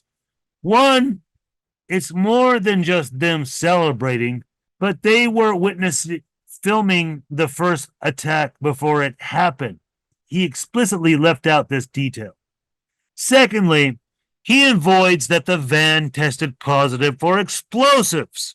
Tucker avoids mentioning that they lied on multiple lie detector tests before the preliminary result, saying that they didn't have prior knowledge. He says that Dominic Suter was the leader of the group and fled the U.S. by September 17th. But Tucker avoids or obfuscates the whole scenario. He was the owner of Urban Moving Systems and avoids the whole thing of the dancing Israelis being employed of it, for which they were arrested and detained, unlike Dominic. Well, there's a ton that I could say about urban moving systems. It's kind of my area of expertise. I could talk to death about urban moving systems. It's great that he included it. It's the type of thing that I think a lot of people probably just shouldn't talk about because it's a sensitive matter and it's really easy to get stuff wrong and confuse people. Um, I mean, like just to your point, real quick, like probably Paul Kurzberg was the leader. The Kurzberg brothers were the ones that were known in the intelligence watch lists. Um, there's a bunch of weird stuff about these guys. Uh, Yaron Schmel has a history in security and explosives. It's a little weird. As I mentioned earlier, Kurzberg was in World Trade Center about 8 weeks before the event. Yeah. They're there with apparent foreknowledge that was determined. They're there with connections to foreign intelligence as urban moving systems was determined to most likely be a front for foreign intelligence. Like this much was determined. But Paul Kurzberg avoided taking the polygraph for as long as he could. Um, he went for a long time refusing the polygraph and still failed it. They all took multiple polygraphs, failed multiple times. Like they lied to police and FBI. Only one of them didn't. That was the younger one that seemed to be out of the loop. It's which one was it? Mamari. Yeah, Mamari is the younger one, and he may have known less than the others. He's definitely going to be on a different level than like Roy Barak or somebody, Yeah. So it's part of a larger network. It's like a little tip of the iceberg. We don't even know how far this thing goes because at the end of the day, they just get deported. Again, that goes back to tradecraft, deported on immigration violation. And who knows the extent of it. But we know that like weird things like Yarn Schmel decided to get married on a 9/11 later. I think it was the next year. Like just the whole thing is super bizarre. But as I say, documenting the event, I think, is less weird. They said our purpose was to document the event, but that's not that weird because that's just what they were doing. They were taking pictures. Everybody with a camera in New York was taking pictures that day. That's not a crime. But I tell you what, man, it does get weird when, look, credit to the Bergen County police dog that said, hey, guys, I think there's traces of explosives in the van. Yeah. I'd like to know what kind of explosives. That part of the report's redacted. Yeah. I'd like to know, was it RDX like Al Qaeda uses? Because that would start to fit together. Yeah. So, yeah. I could talk your ear off about urban moving, but it's not the Yeah. There's a lot more. And I've covered that in my other film in, Explosives on the George Washington Bridge. It's all about the timing of when they were filming it, recording all this stuff. And it was before the first plane, as what I've been able to demonstrate and what the feds fucking knew. So yeah, it's definitely it's more to them afterwards than just filming and celebrating. No. They were set up. They captured the first plane hitting. So they were there at Doric Towers like the day before, pretending to be construction workers or something. Yeah, so they were not never mind early that morning, but they'd been there the day before too. Yes, they were familiar with the building and they were already seen in the parking lot by 8 o'clock. So that's 45 minutes before the first plane even strikes. They were prepared. They knew what was going on. Period. They didn't show up there after the first plane struck and started filming and celebrating. That's just ridiculous. Apparently, they're on the phone with Roy Barak and like a bunch of weird stuff's happening. And nobody knows who Roy Barak is, so we'll save that for later. The Israelis pride themselves on having infiltrated every Arab intelligence service, every terrorist group. Did the Israelis know about 9/11 and not tell us? Well, I can't argue with John Karyahu there. I mean, he has a good point there. What do you think? Well, Karyaku's also said that he's never had a good experience working with the Israelis in the world of intelligence. And he also doesn't know another agent who ever had a good experience working with the Israelis in the world of intelligence. You know, as far as infiltrating, you know, foreign governments and indeed Arab terror agencies, um, there's just there's such a big conversation to be had about that we don't have time for it. Oh, no. But I guess basically, I think it's really interesting that somebody from CIA would have that kind of comment, because when I hear somebody say like that, you know, it reminds me of like, why did Oliver North need to spend his profits on a security system? And so if you can read between the lines on all that, there's a whole nother conversation, but I don't want to talk out of turn. Yeah. Oh boy. Woo. Yeah, you're right on that, man. But now, okay, next point. One memorandum submitted to the 9/11 Commission presented substantial evidence suggesting that numerous art students from Israel, who were in fact Israeli intel assets, had been strategically located across the United States. It's hard not to notice that they lived near the future 9/11 hijackers. Oh, he referenced the Gerald Shea memo. Kudos on him. You know, it's like I know Adam. You know, he wanted to contact, Tucker about this just in case to make sure he brings it up or if he knows about it. And apparently they knew about it. That's pretty big to include the Gerald Shea memorandum. That's a really neglected document. Yeah. Even I didn't understand what it was. I didn't know it by name. I was sort of aware of the contents of it, but I didn't know how to find the file and I didn't know what it was. Adam Fitzgerald's the one who told me about it, and I mean my reaction was like my jaw hit the floor. Yeah. It was a big reaction, and it's great that Tucker Carlson is including that, and everyone should read it. It's about 65 pages. It's got a lot of data about this investigation into what basically amounted to the largest foreign intelligence operation ever uncovered in the United States at the time. Major illegal Israeli op being run in the United States, predominantly around the areas where the 9/11 hijackers were active.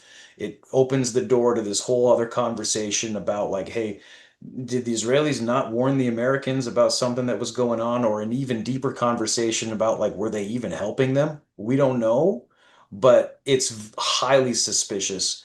Just look at the maps in the appendix at the end of the document, and you'll see that all over the place in all these key locations, Israeli spies were shadowing 9/11 hijackers across the country, across a time frame. And it's really, really suspicious. Damn straight. Why did the FBI's most wanted poster for Osama bin Laden, updated in November of 2001, omit any mention of the 9/11 attacks? Why did it take the government 5 years to release footage of the Pentagon? And why were there only 2 publicly available videos of the Pentagon crash? The Pentagon was one of the most heavily secured and surveilled buildings on planet Earth. And yet, even now, more than 20 years later, there are only 2 videos. Why did U.S. forces abruptly bury Osama bin Laden at sea and never release any photograph of his body? How hard, by the way, would it be for amateur pilots with only basic aviation training and no experience flying jumbo jets to navigate to lower Manhattan and crash into a building? The majority of hijackers were flagged for additional screening at the airport. How did they get on those watch lists? And why didn't security slow them down? Why wasn't there substantial wreckage of Flight 93 at its supposed crash site in Shankville, Pennsylvania? We were told the crash of that aircraft was so powerful that it vaporized the aircraft's hull, and yet the hijackers' passports were found intact at the site. How does that work? This is literally stuff that you've addressed time and time again across multiple documentaries. Yes. And I just gotta point it out. Kudos for mentioning the FBI's most wanted poster. But at the same time, as I like to point out, no mention of OBL being responsible for the 1993 World Trade Center bombing. Tucker is wrong that it took 5 years to release footage of the Pentagon attack, when, in fact, footage was released the following year as 5 slides in response to the growing popularity of Thierry Motion's first book, although he does make a good point that there's still only 2 publicly available videos, but makes an even better point at the beginning of the video, suggesting that not releasing them only helps to foster conspiracy theories. Same thing with releasing no footage of the raid in Pakistan and OBL's body. I will agree with that. I, for one time, believe that what could have been faked. I just did, for a lot of other reasons because of Washington Post articles. But I got over that fact and realized that they did kill. And then Tucker's suggestion that the hijackers were just amateur pilots with only basic aviation training and not experts in flying jumbo jets only helps to suggest that the hijackings may have been hoaxes, when in actuality, some of the hijackers were trained to fly commercial airliners and were already privy to autopilot features. Plus, you don't need training to learn how to crash a plane. Plus, Tucker has no proof of the hijackers requiring additional screening at the airports, being that we have no CCTV footage of 2 of the airports with 14 of the hijackers, in which case we have only 1 airport with 5 hijackers, Dulles Airport for Flight 77, and only 2 of them had to go through additional screening of being wanted, which was Moked Majed and Nawaf al-Hazmi. The rest of the other 3 went on no problem.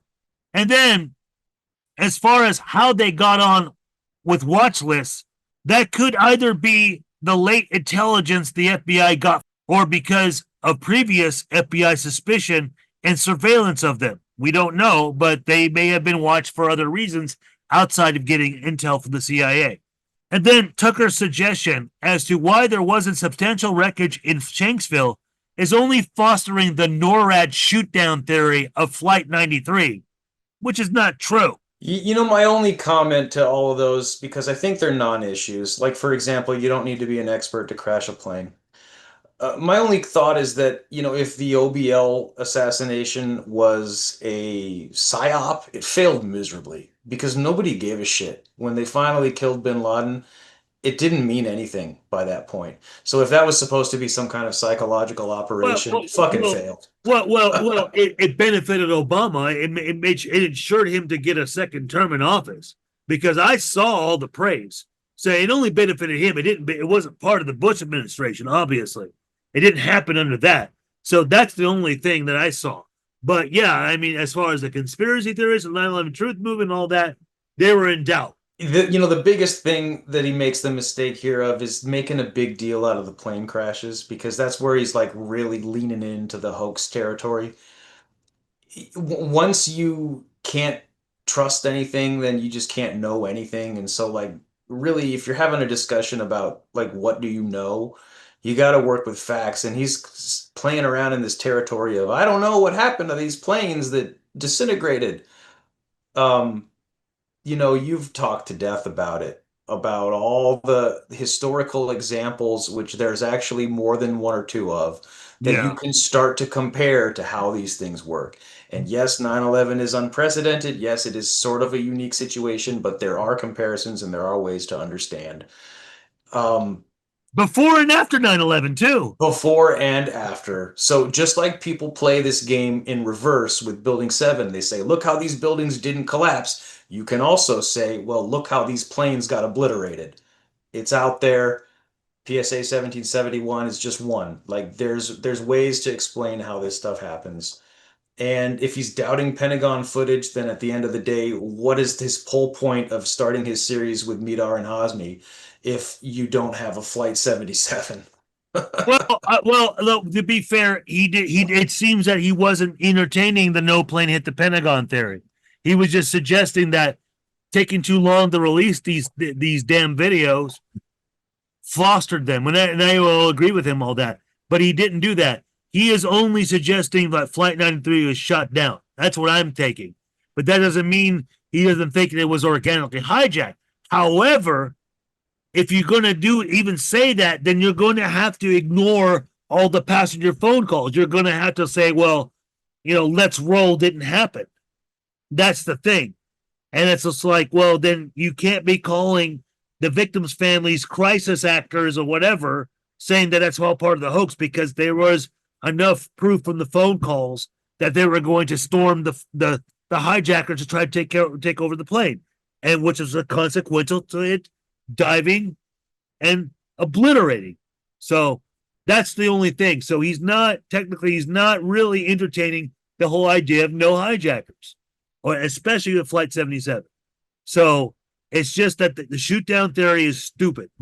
It is. And because even normal people who don't even believe in 9/11 conspiracy theories, there's a lot of them that still believe that Flight 93 was shot down.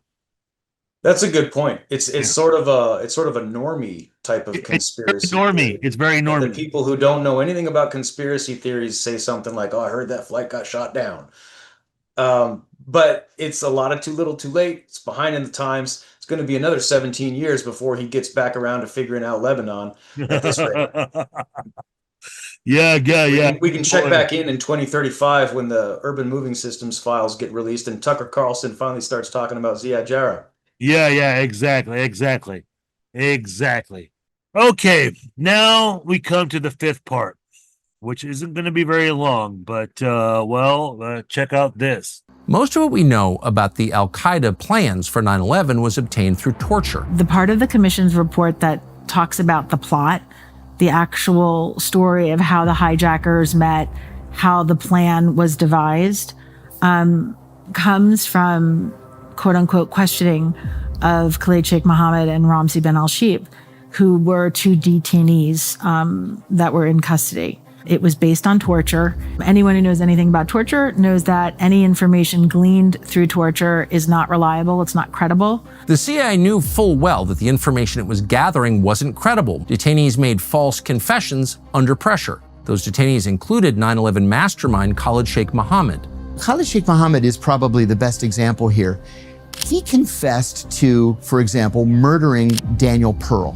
Daniel Pearl was a Wall Street Journal reporter who came to Pakistan in early 2002. He was there to meet with a Pakistani extremist with whom he had been emailing for about 6 months. He went on to do the interview, and months later, his head was found in a vacant lot and his torso was found on the other side of town.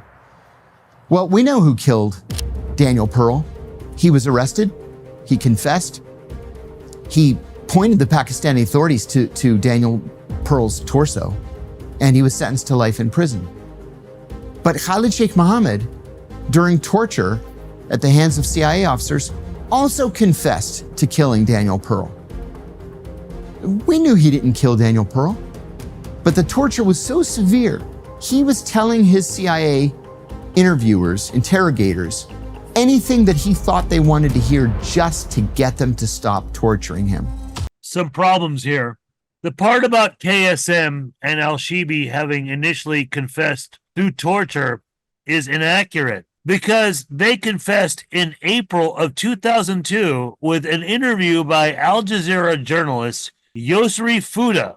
Then, by the first 9/11 anniversary in September of 2002, they were captured in Pakistan. Also, the idea that KSM only confessed to beheading Daniel Pearl is inaccurate. He had expressed this during a tribunal that he had murdered him with his blessed right hand. Also, Wall Street investigators who were close to Pearl had gone over the beheading video and were able to make a case that KSM did do the beheading based on vein matching on his arms. Now, I'll show you guys the clip of all that because I include this in my 1993 World Trade Center bombing film. In 2006, KSM confessed to murdering Wall Street journalist Daniel Pearl. He claimed he had cut off Daniel Pearl's head with his, quote, blessed right hand. But because he'd said that while in U.S. custody, where he'd also been waterboarded, and because he'd been known to exaggerate, there'd been lingering doubts that alleged 9/11 mastermind Khalid Sheikh Mohammed had really done that. He was never charged with the crime. Now, a report that seeks to erase those doubts. Ashra Nomani was a friend and colleague of Daniel Pearl's at the Wall Street Journal.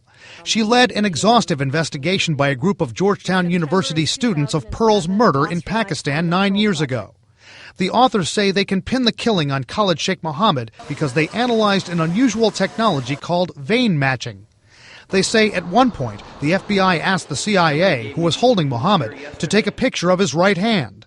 Investigators took that picture and matched it against a frame in the video of Pearl's murder. In that video, all you can see of the killer, according to this report, is his hand. The report says the vein patterns on the hand in both images were a match. The FBI won't comment on the report. The report says a man named Omar Sheikh was wrongly convicted of actually killing Pearl, though he did allegedly set up Pearl's kidnapping. It says Khalid Sheikh Mohammed was asked by a top al-Qaeda operative to get involved because the kidnappers didn't know what to do with Pearl. At one point, this entire kidnapping could have gone a different direction, right? What we discovered was that Omar Sheikh actually had as his original ransom note that Danny would be released. And so the case turned and became murder, but it wasn't meant to start off as a murder, and Danny was actually supposed to be released. But the report says Khalid Sheikh Mohammed wanted to kill Daniel Pearl for propaganda. You see what I mean? In reference to what John Kariyahu said about knowing who killed Daniel Pearl, that he was arrested and confessed, and pointed Pakistani authorities where the remains of his body were, was Omar Saeed Sheikh. Yes, Omar Saeed Sheikh was involved in the kidnapping of Pearl and perhaps knew where his body was, but he did not do the execution. And there was never any mention of his confessing, not to mention he is not serving a life sentence over it. Sheikh's murder's conviction was overturned along with that of his accomplices by Pakistani Sindh High Court on April 2nd, 2020. And his 7-year sentence for kidnapping was considered as time served. As of March 2021, Saeed Sheikh, he is imprisoned at the Pat Lakhpat jail, Lahore, where he had been moved to from Central Prison, Karachi, but has been moved out of death row while his acquittal for Pearl's murder is on appeal at a Supreme Court in Pakistan. And then, the other problem with omitting Omar Saeed Sheikh's name in this part, because they didn't, they just showed the picture of him, is leaving out that he was freed as a consequence of the overseas Millennium Plot, where he was released in 1999 and was provided safe passage into Afghanistan with the support of the Taliban in exchange for passengers aboard hijacked Indian Airlines Flight 814. Also, even throughout the course of this Tucker Carlson's docuseries, it leaves out implicating Pakistan, when there is also a case, as reported by CNN in late 2001 to early 2002, that Omar Saeed Sheikh received money to wire to the hijackers from Pakistan by ISI General Mahmoud Ahmed, who had happened to have been in the U.S. meeting with officials during the 9/11 attacks. And then, just to add to that, I mean, there's no implication at all with Pakistan. I mean, that's where they find Osama bin Laden. You know, that's where they find KSM and Ramzi bin al-Shibh. And then when you go back to 1993, that's where they find Ramzi Youssef at, hiding in a safe house. So there's a lot to be going back to Pakistan. And yet, so much focus only on Saudi Arabia, a little bit on Israel. Pakistan shouldn't be left out here. Okay, so this is about the only problem that I discovered here on part 5, the last part of this docuseries. And what do you got to say, Sean? Well, basically, I think that he's got the right idea, calling into question the torture program. Again, I don't know, is it a runtime problem? Like, they can't fit all the different stories into his little docu-series because it's a short are there budget constraints, or who knows? Because, like, they could have done a lot with the torture discussion. Like, as far as like grand conspiracy, like, there is serious reason to wonder, like, hey, was all this excessive torture just so that nobody could give testimonies, like, so that, like, nothing could ever be proven about who did whatever? Like, we're seeing what looks to be a concerted cover-up from the very beginning. That's kind of a nice way to wrap it up, is, hey, you capture the people that could tell what happened, and then torture the crap out of them, and so that like their testimonies won't be considered in court, so that nobody can ever know anything. And I guess the other thing which you kind of addressed is the question of KSM. Um, he doesn't outright play around with the Al Qaeda didn't do 9/11. He kind of dances around it a little bit. He doesn't outright play with it, but this is where he leans kind of into it a little bit, because he's asking this question of, hey, did KSM not do this? When really there isn't like a good reason to say KSM didn't do this. It seems like this is KSM's thing. Just going back to what we talked about with Bojinka, this is his style. Now, there is a separate conversation about what is bin Laden's style. Entirely different conversation, because I think that's a big thing that conspiracy theorists tend to not appreciate, the difference between someone like OBL and someone like KSM. They're both known by the letters of their names, but they're very different individuals. But if you're going to be talking about like the problems of torture and like false confessions, I mean, he didn't even give credit to like Sheikh Ibn al-Libi and Abu Zubaydah. Like there's like torture stories about false confessions and stuff that they could have covered. They didn't. They leaned into the KSM thing, which was weird.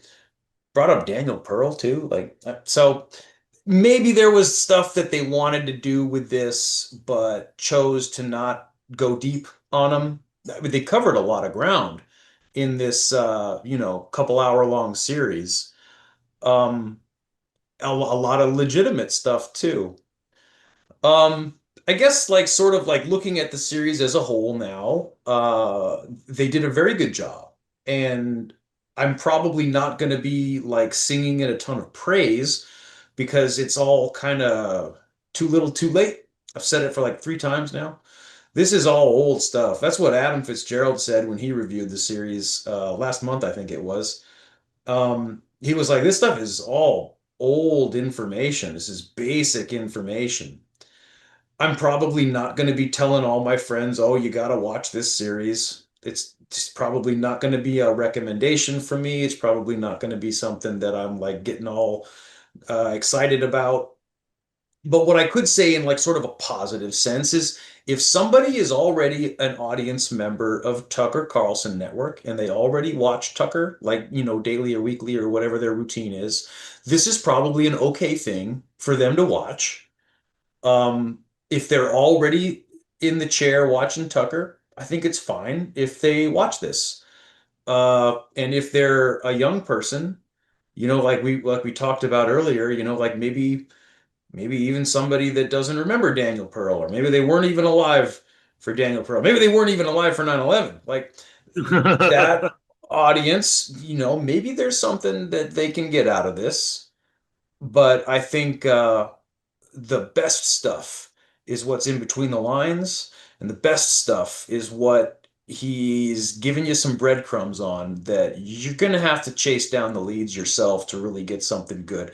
And I don't know if that's a budget and time constraint issue. I wonder if Tucker Carlson is specifically holding back on things because of like cultural sensitivities, or fear of like some kind of real or imagined Alex Jones type of repercussion.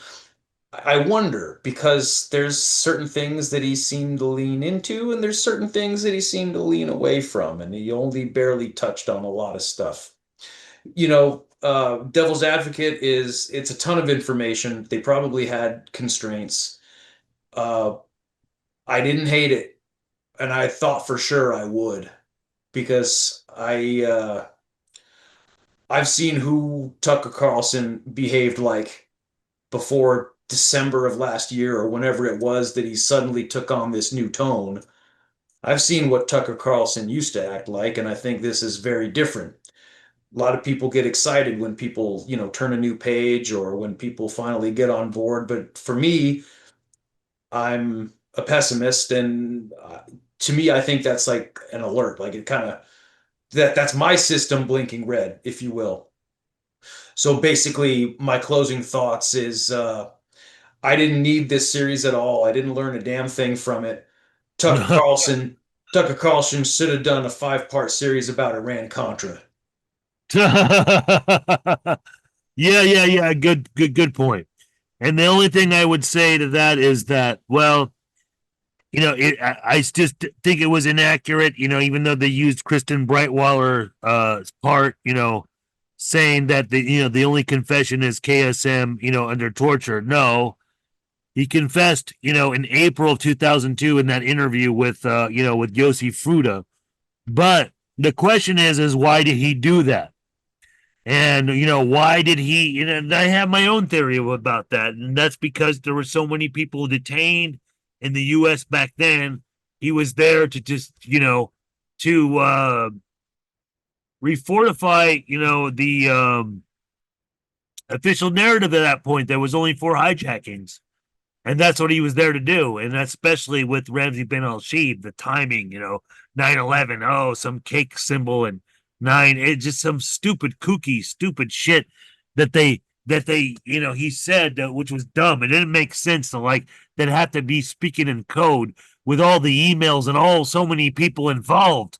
You didn't need to do all that. So, I think that was just to, release, the pressure being put upon so many people that were already arrested and detained in the U.S. at the time.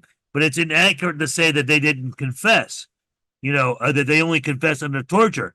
They confessed, to an Al Jazeera journalist. Now, were they telling the truth even when they did that?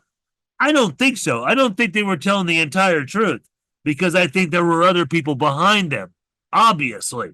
They just didn't, it was just wasn't some big elaborate operation that came down to these 2 people. That's ridiculous. There's a lot of ties in with Europe. And we don't know if KSM even traveled to Europe. Yeah, we know about Ramzi bin al-Shibh because he was part of the Hamburg cell, but he's the only guy that gets mentioned out this whole series. Not any of the other Hamburg cell members. So, all in all, I'd have to say the same thing. I didn't learn anything new about this at all. I was reminded of certain things that maybe I had forgotten, but I knew about it already. And yeah, and that's about it. It's this is good for the people who are following Tucker, as an audience, and they come across this and they're learning about it. That's cool. That's good, I guess. But, there's just so much more he could have expanded on, and I hope he does. 24-year anniversary isn't a big markup, I hope he does something for the 25th anniversary. Maybe he does. I tried reaching out to him, but then I got booted off of Twitter, which is a long story. As far as grade level, most 9/11 truth documentaries, they deserve a D or an F. Because they suck. They espouse absurdities, okay? And that's most of them. There are times when there are some that are good. Now, I am going to rate my films higher than most of them because I do them differently. I cover things differently than others. No one else is doing it the way that I do it. No one else is having it in the perception that I do it. I'm not saying that others can't, but they just don't do any honest, diligent work on it. They don't have humility. They're just so hell-bent, and they have an axe to grind against the U.S. And I understand to some degree having some sort of, distrust and anger to the U.S. government. Yeah, they lied about who did this stuff. Yeah, they covered it up. Yeah, they got us to bullshit wars. I'm not saying that. But then when you're trying to take them to the extra level of saying that they did it, that's just dumb on so many levels, on so many retrospective levels when we go back in time. Because if you're going back to 1993 World Trade Center bombing and you're relying on that asshole, Alex Jones, to saying that the FBI did it, well, guess what? They didn't. And I elaborate that perfectly clear on my 1993 World Trade Center bombing film. My point is that The only way that Tucker is going to do good on all this is the more that he distances himself from Alex Jones, which I hope he does. And maybe that will happen. You know, do I trust him entirely? No, I don't. But, you know, in a way, I almost like the old Tucker when he was against, you know, David Ray Griffin and the, you know, just like, you know, oh, what the hell is wrong with you? You know, because he ignored even the whole thing of Building 7. I wish he would remain that way. But, you know, his stance now, that how he addresses Israel, you know, it's solid. I agree. You know, it's like I've seen what he says about them, and he's right about that. And that's pretty much what I can say. It's at least there's that. At least he is somewhat, you know, anti-war to a larger degree than most of these top heads of the alt media, especially Alex Jones. I had even seen in another preview, I don't know if it's in this expansive thing, but it was on Twitter, and like he even named off the names of some of the dancing Israelis. He didn't show it in this series. He only named Dominic Suter. But you know what? That's a hell of a lot further than what people like Alex Jones has done. At least he named the fucking names. You know, all I can say, and you know, that we're doing this. Hopefully somebody will send it to Tucker Carlson. Maybe he'll see it to watch my film on the 1993 World Trade Center bombing. If not that, watch my film Bojika Maximum. Realize there were more hijacking attempts. That is the biggest cover-up. I'm not saying that to ignore urban moving systems or any of the, you know, the Israeli Mossad apparatus. Not saying that. People have talked about that. There's documents for it. There's a lot of weird speculation that doesn't go anywhere. But if you look at the Bojika Maximum, my film, you will see just how flat in front of you, right there, 24-hour news, they were just covering it up, stuff right in front of you, when it was apparent that there were more hijackings that were going to take place after 9/11. And I really wish people would see that. It is, be honest, it is a film that is growing in viewership on my channel, but it should have a lot more viewership than it does, especially since, you know, TMZ has covered, you know, Flight 23, which is the big part of that film series in the first place. I'm just going to leave it off with Sean. Well, you got anything else to say, Sean? Well, I had to watch it because I was interested. I was curious. I watched it. I was like, I want to see how bad it is. Yeah. And it wasn't as bad as I expected. No. You know, but it's too little too late. Yeah. So there's way more advanced discussions going on with people that they cared about this before Tucker Carlson had his sudden change of tune, which I'm pretty suspicious about. Yeah. And I'm not gonna like hold against him, like, you know, whatever, like he tried to get a job with the CIA or whatever and all that, you know. And I'm like not love the CIA, but the idea that the people, as most common conspiracy theorists, that the CIA and the Mossad are one and together, yeah, you're wrong on all that. You're way wrong on all that.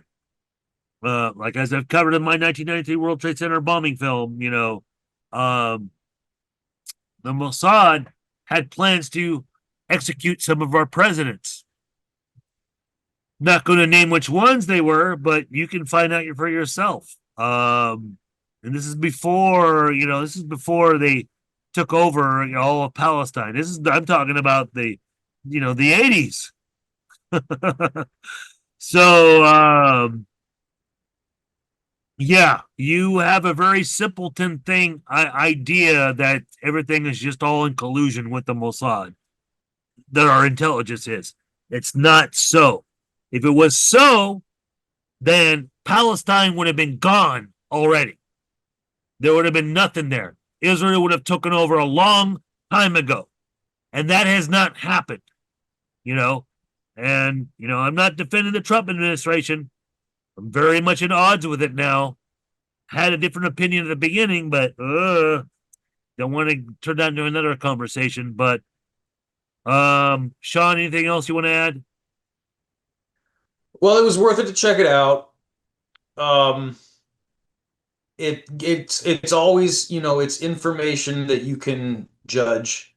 In this instance, the information for someone like myself is what's going on with Tucker Carlson. Yeah. It's not what's going on with 9/11 research. I didn't learn anything. You didn't learn anything. It's all old hat. Some of it's like wrong. Some of it's out of place. Sometimes it's like, yeah, all right, you pushed on this when you should have pushed on that type of thing.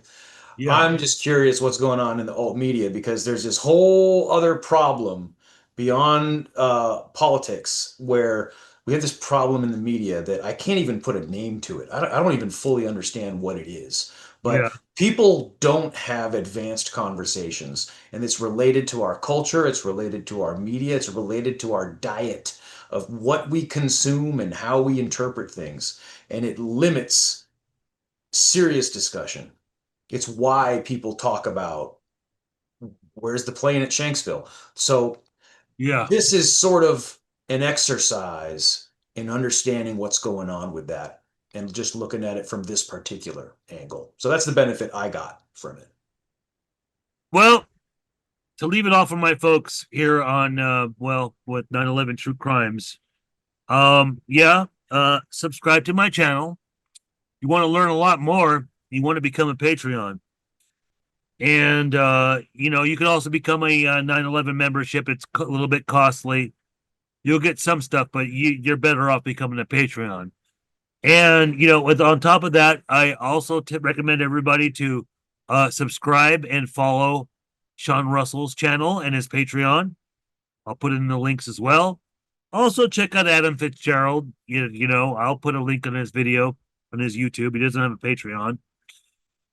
And this is the first time I'm doing something public. And like I said before, I hope you guys appreciate it. We'll see what next year happens. I have some plans for some things, but it depends on what kind of help I get and financial support I get too. But I guess I'll just leave it there at that. We're in the month of November. It's 2025. Next year will be the 25-year anniversary. I don't know what I'm going to do next year yet. I'm trying to finish off this book and maybe work on some other films, maybe if I get the right help. But all I can say to that is, for those of you who have been watching, I thank you guys for all of your support, especially if you've been watching this for years. And, I wanted to at least provide something new to the channel for this year. I really haven't put out much, very short things, if you've been paying attention. So, for this month of November, the early beginning of month of November, we're recording this on November 1st. I don't know. Is there one thing last you got to say, Sean? Just anything else? I think you covered it pretty well, sir. All right. Well, thank you guys all for tuning in and share the video, subscribe, do all the things you're normally doing for all the other alt media, your influencers. Yeah, that's what I wanted to say. Yeah. Because I'm not here for that. You're not going to see really any more videos like this of myself speaking. So again, I appreciate your support and just spread the word. All right. Thank you.